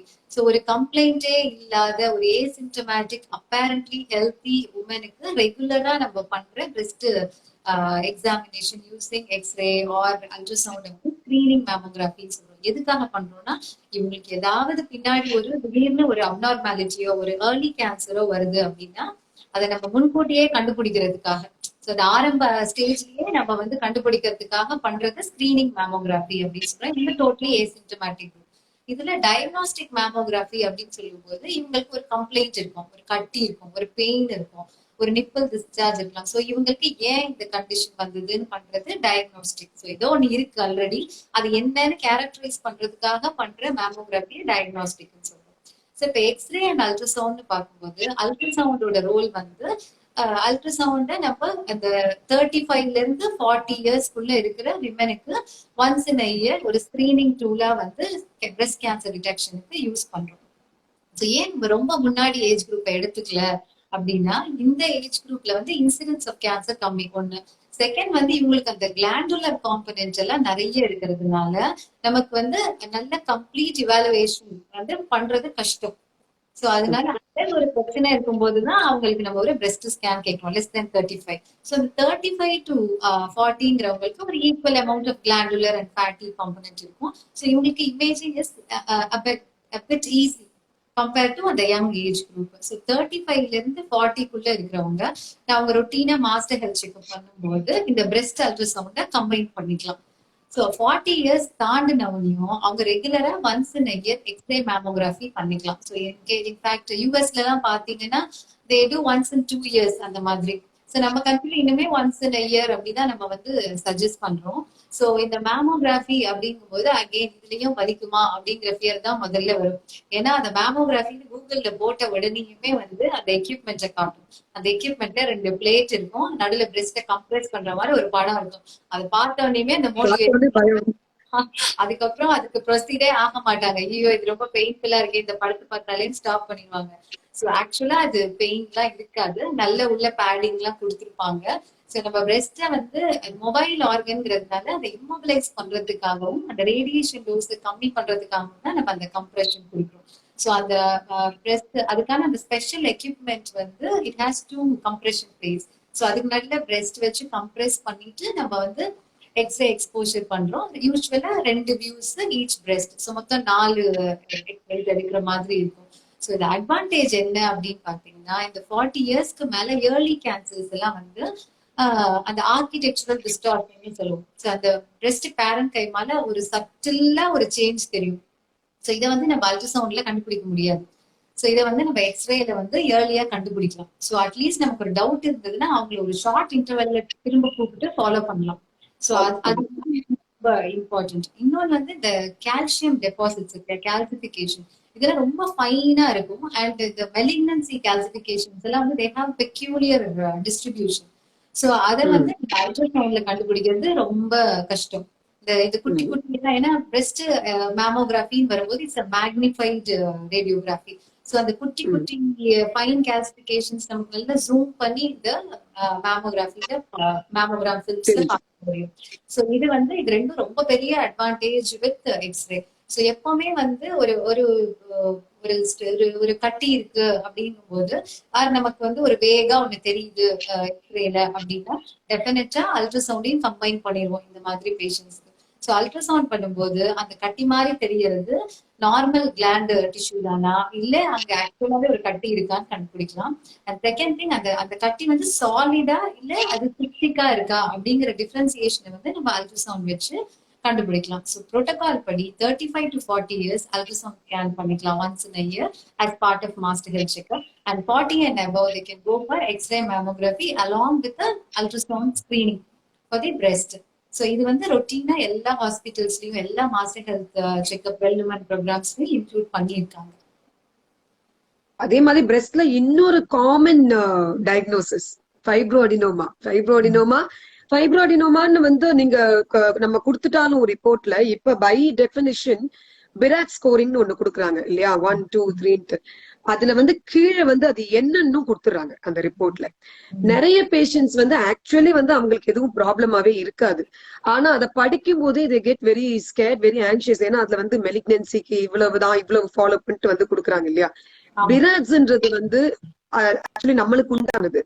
அதை வந்து கீழே போடும்போது they become very anxious. எவ்வளவு சிம்பிள் என்ன பிராட்ஸா இருந்தா பேஷண்ட்ஸ் வந்து இமீடியட்லி வந்து நம்மள அணுகணும். என்ன பிராட்ஸா இருந்தா அவங்க பயப்படலாம் தேவையில்லை. பிராட்ஸ்ங்கிறது என்னது.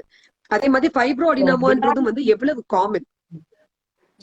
ஸோ பிராட்ஸ்ங்கிறது என்ன அப்படின்னா breast imaging reporting and data system சொல்லுவோம்.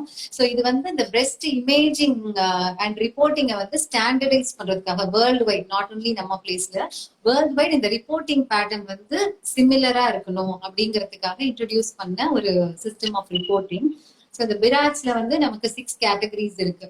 ஸோ இதுல இந்த 0 1 2ங்கிறவங்க வந்து கவலைப்பட வேண்டாம். 2ங்கிறது பினை, இந்த 3ங்கிறவங்க வந்து ப்ராபப்ளி பினை. ஸோ இவங்க என்ன பண்ணுவோம் அப்படின்னா இவங்களை வந்து 6 monthsக்கு ஒரு தடவை கூப்பிட்டு ஃபாலோ பண்ணுவோம். ஸோ ஏதோ ஒரு பிரச்சனை இருக்கு, அது பிராட் 3 கேட்டகரி வருது அப்படின்னு சொன்னா ஒன்ஸ் இன் 6 months ஃபாலோ பண்றோம் 2 இயர்ஸ்க்கு. ஸோ இந்த 2 இயர்ஸ்க்கு அந்த பிரச்சனை வந்து ஃபர்தரா ப்ராக்ரஸ் ஆகல, ஸ்டேஷனரியாவே இருக்கு அப்படின்னா அவங்களை தூக்கி பிராட் 2 கேட்டகரியில போட்டுருவோம். சோ இப்ப அடுத்தது அவங்க as usual once in year அவங்க வந்து ஸ்கிரீனிங் பண்ணிக்கலாம். இது வந்து பிராட் 3க்கான ஃபாலோ அப். பிராட் 4 அப்படின்னு சொல்லும்போது நமக்கு சஸ்பிஷியஸ் ஆஃப் மெலிக்னன்சி. சோ இவங்க அண்ட் அடுத்தது 5 வந்து சஜஸ்டிவ் ஆஃப் மெலிக்னன்சி அண்ட் 6 வந்து ஆல்ரெடி ப்ரூவன் மெலிக்னன்சி. சோ இவங்க எல்லாம் naturally they have to go ahead for a tissue diagnosis and further management based on the diagnosis. So இந்த பிராட்டை படித்து ரொம்ப கன்ஃபியூஸே ஆயிக்க வேண்டாம். ஸோ ஆக்சுவலி பாத்தீங்கன்னா இந்த ஃபைப்ரோஅடினோமாவை வந்து கால்சிஃபைடு ஃபைப்ரோஅடினோமா ஒரு இன்வல்யூட்டிக் ஃபைப்ரோஅடினோமான்னு சொல்லும்போது அதை பினைன் கேட்டகரியில போட்டுருவோம். ஸோ சம்டைம்ஸ் இந்த சிம்பிளா கால்சிஃபை ஆகாத ஒரு ஃபைப்ரோடினோமா இருக்கும்போது அது பைரக்ஸ் 3 கேட்டகரியில வரும். ஸோ இதே தான் நான் சொன்ன மாதிரி 6 மந்த்லி ஃபாலோ ஃபார் 2 இயர்ஸ் ஸ்டேபிளா இருந்ததுன்னா நத்திங் டு வரி. இந்த குட்டி குட்டி ஃபைப்ரோடினோமாஸ்க்கு எல்லாம் வந்து பெருசா இந்த இன்வெஸ்டிகேஷன்ஸும் அதுல நீடில் டெஸ்ட் பண்ணணும்னு அவசியம் கிடையாது. ஜஸ்ட் வந்து நம்ம ஃபாலோ பண்ணாலே போதுமானது. அது ரொம்ப பெருசா இருந்தாலோ இல்ல காஸ்மெட்டிக்கா அவங்களுக்கு ஏதாவது கஷ்டம் இருந்தாலோ ஆர் அதுல ஏதாவது ஒரு பெயின் இருந்ததோ அவங்களால டெய்லி ஆக்டிவிட்டிஸ் வந்து கம்ஃபர்டபுளா பண்ண முடியலனாலும் they can go ahead for surgeon consultation and அவங்க எக்ஸசைஸ் பண்ணணும்னு சொன்னாங்க. அதுக்கப்புறமா வந்து ப்ரொசீட் பண்ணிக்கலாம். ஸோ ஃபைப்ராய்டினோமாக்காக பயப்படணும்னு அவசியம் கிடையாது. ஸோ எந்த ஒரு சிஸ்டருக்கோ ஃபைப்ராய்டினோமா இருக்கட்டும் நம்ம வந்து ஒரு அடிக்குவேட் இன்டர்வெல்ல ஃபாலோ பண்ணிட்டு இருக்கிறது நல்லது. இன்னொன்னு ஒரு தடவை பிரெக்னென்ட் ஆனாலே நம்ம எல்லாருக்குமே வந்து நம்மளோட மசில்ஸ் ரொம்ப வீக் ஆயிடுது. நிறைய பேருக்கு வந்து அவங்களுடைய உடல் என்ன சொல்றது வீட்ல இருக்க பிராக்டிக்கல் டிஃபிகல்டிஸ்னால ஜிம்முக்கெல்லாம் போயும் இந்த டோனிங் எல்லாம் பண்றதுக்கு டைமிங் இருக்கிறது இல்ல. எவ்வளவு காமனா விமென்ல நீங்க வந்து ஹெர்னியாஸ் நம்ம பார்க்கணும். பர்டிகுலர்லி இந்த என்ன சொல் ஜஸ்ட் சதை வந்து பிரிஞ்சு இருக்கிறது அந்த மாதிரி விஷயங்கள் அதை நீங்க எவ்வளவு தூரம் ஸ்கேன்ல டயக்னோஸ் பண்றீங்க? ஆக்சுவலி நீங்க சொன்ன மாதிரி அந்த மாதிரி கண்டிஷன்ஸ்ல ரொம்ப காமன் இருக்கிற மசில்ஸ் வந்து டியூ டு டிஸ்டென்ஷன் செப்பரேட் ஆயிடுது போஸ்ட் பிரெக்னன்சி டிஸ்டென்ஷன்னால. So sometimes that can give way and அந்த இடத்துல ஒரு protrusion of abdominal contents hernia ஆயிடுது. ஆர் சம்டைம்ஸ் ஸ்கார் வீக்னஸ்னாலும் சொல்லுது. இது வந்து அகைன் யாரெல்லாம் வந்து அந்த போஸ்ட் டெலிவரி வந்து அவங்க ஹெல்த்தை கவனிக்காம விடுறாங்களோ, நல்ல ப்ரோட்டீனேஷியஸ் ஃபுட் எடுக்கலையோ, அவங்களோட என்ன சொல்றது அவங்களோட ரெகுலர் ஆக்டிவிட்டியில ஒரு எக்ஸசைஸ் இன்க்ளூட் பண்ணாம இருக்காங்களோ, ஸோ இவங்களுக்கெல்லாம் ரொம்ப காமனா வந்து பார்த்துட்டே தான் இருக்கும். ஸோ மேஜரா வந்து அவங்களோட ஹெல்த்தை வந்து அவங்க விட்டுறதுதான் இதுக்கான ரீசன். ஸோ ஸ்கேன்ல பார்க்கும்போது நமக்கு ரொம்ப ஏர்லி ஸ்டேஜ்லயே வந்து அவங்க என்ன சொல்லுவாங்கன்னா ஒரு டிராகிங் பெயின் மாதிரி இருக்கு அப்படிம்பாங்க. வெளியில ஸ்வெல்லிங் கூட தெரியாது, ஏதோ ஒன்று இழுக்கிற மாதிரி ஒரு சென்சேஷன் இருக்கு அப்படிங்கிறது தான் ஒரு காமன் கம்ப்ளைண்டா இருக்கு. ஸோ ஸ்கேன்ல வந்து நம்ம ஹை ஃப்ரீக்வன்சி ஸ்கேன் அப்படின்னு இருக்கு. ஸோ அந்த ஹை ஃப்ரீக்வன்சி ஸ்கேன் பண்ணி நம்ம அப்டாமினல் வால்ல தரோவா ஸ்கிரீன் பண்ணும்போது அந்த டிஃபெக்ட் இருக்கிற ஏரியாவை நம்ம ஐடென்டிஃபை பண்ணலாம். ஸோ அந்த டிஃபெக்ட் வழியா சின்னோண்டு ஒரு ஃபேட் மட்டும் அந்த ஒமெண்டல் ஃபேட் மட்டும் வெளியில வரும். அதை கூட நம்ம வந்து ஹை ஃப்ரீக்வன்சி அல்ட்ராசவுண்ட்ல வந்து கண்டுபிடிக்கலாம். ஸோ சம்டைம்ஸ் சில பேருக்கு அது நல்ல வெளியில வந்துட்டு உள்ள போகும். அப்ப நம்ம கண்டுபிடிக்கணும்னே அவசியம் இல்லை, தே தெம்செல்ஸ் நோ ஹெர்னியா வந்துருச்சு. ஸோ இப்ப நம்ம ரோல் என்ன அப்படின்னு பாத்தீங்கன்னா அதுக்குள்ள வந்து என்ன கண்டென்ட் இருக்கு, அந்த ஹெர்னியல் சாக்குக்குள்ள வெறும் ஃபேட் தான் வந்துட்டு போகுதா, ஒமெண்டம் தான் வருதா, ஆர் அதுக்குள்ள இன்டெஸ்டைன்ஸ் வந்துட்டு போகுதா, ஆர் சம்டைம்ஸ் அது உள்ள போகாம நின்றுடும் உங்களுக்கு திடீர்னு. ஸோ அப்ப அதுல நம்ம டாப்லர் பண்ணி பார்த்து அதுல பிளட் வெசல்ஸ் போயிட்டு இருக்கா, நார்மல் இருக்கா, இல்ல அதுல சம்டைம்ஸ் அந்த பிளட் சப்ளை கட் ஆஃப் ஆயிடுறதுனால ஹெர்னியாக்குள்ள ஸ்ட்ராங்குலேஷன் அப்ஸ்ட்ரக்ஷன் வந்து அந்த இன்டெஸ்டைன் வந்து கொஞ்சம் கொஞ்சமா டேமேஜ் ஆக ஆரம்பிக்கும். அதெல்லாம் நம்ம வந்து ஸ்கேன்ல பிக்கப் பண்ணலாம். ஸோ ஹெர்னியாவை பொறுத்த வரைக்கும் high frequency is very useful. Okay, I think நம்ம எல்லாமே கவர் பண்ணிட்டோம் இல்லையா? Anything you have to tell us? I think நீங்க வந்து வாஸ்டா இந்த விமன் இமேஜிங்க வந்து நான் யோசிச்சதோட நீங்க ரொம்ப அதிகமா ஸ்டடி பண்ணி நிறைய क्वेश्चंस கேட்டிருக்கீங்க. நீங்க பேச பேச பேச எனக்கு இனியும் ஆக்சுவலி நிறைய क्वेश्चंस இருக்கு கேலக்டோஸ்கீல் அதுக்குன்னு. பட் நிறைய ரொம்ப லென்த்தியா போனா நம்ம ஆடியன்ஸ் பார்க்க மாட்டாங்க. டாபிக்காவே வந்து breast problems. So thank you Sripriya. Actually கமெண்ட்ஸ்லயே வந்து நிறைய பேரு தே டோல் மீ எனக்கு ரொம்ப நல்லா எக்ஸ்பிளைன் பண்றீங்க அப்படின்ட்டு. நிறைய விஷயம் ஆக்சுவலி எனக்கு ஒரு ரிவிஷன் மாதிரி இருந்தது இன்னைக்கு எக்கச்சக்கமா. ஏன்னா ultrasound is a very vast field. In ultrasound in particularly women's health வந்து it plays a major role and single most ஒரு இன்வெஸ்டிகேஷன்ல நம்ம எல்லாத்தையுமே பாத்துட முடியும் அப்படின்னா அல்ட்ராசவுண்ட் இல்லாம ஓஜி இல்ல ஓஜி அப்படின்ற அளவுக்கு வந்து ரொம்ப ரொம்ப இம்பார்ட்டன்ட். ரொம்ப ஆமா இப்படி ரொம்ப அதனாலதான் ஒரு நாளைக்கு நீங்களும் நானும் 10 போன் பேசிக்கிறோம். So keep up the good work. நான் வந்து ஸ்ரீபிரியாவோட ஃபேன். ஆக்சுவலி அவங்களோட ஒர்க்குக்கு நான் வந்து ரொம்ப பெரிய ஃபேன். பர்சனலா ரொம்ப காம்ப்ளிகேட்டட் கேசஸ்னு எனக்கு வந்து டயக்னோசிஸ் தெரியலன்னா நான் நம்பி அனுப்புற முதல் பர்சன் வந்து doctor Sripriya. So keep up the good work. Thank you so much for coming. இங்க வந்து நிறைய விஷயங்கள் வந்து ரொம்ப அழகா எக்ஸ்பிளைன் பண்ணீங்க. நிஜமாவே தமிழ்ல வந்து ஒரு கிளாஸ் எடுத்திருக்கீங்க எங்க எல்லாருக்குமே. ரொம்ப ரொம்ப ரொம்ப தேங்க்யூ ஸ்ரீபிரியா. இன்னொரு தடவை நம்ம வந்து இனி ஒரு டாபிக் எடுத்து வில் டெஃபினெட்லி ஸ்பீக். கண்டிப்பா. And thank you okay. so much, Karthika, for the opportunity. And I would like to appreciate you. So இந்த விமென்ஸ் டே வீக்ல வந்து ரொம்ப ஒரு ரெலவென்ட் டாபிக்ஸோட இந்த மாதிரி ஒரு எஜுகேஷனல் சீரிஸ் நீங்க இனிஷியேட் பண்ணது வந்து குட் ஜாப். அண்ட் டெஃபினட்டா இத பாக்குறவங்களுக்கு நம்ம என்ன சொல்ல வரோங்கிறது ரீச் ஆயிருக்கும்னு நினைக்கிறேன். I hope so. கண்டிப்பா நிறைய கமெண்ட்ஸ்ல எப்பவே வந்தது ஆக்சுவலி ஸ்ரீபிரியா ரொம்ப அழகா எக்ஸ்பிளைன் பண்றாங்கன்னு. Thank you Sripriya. Thank you once again. Continue. See you. Thank you. Thank you. Bye. Bye. See you.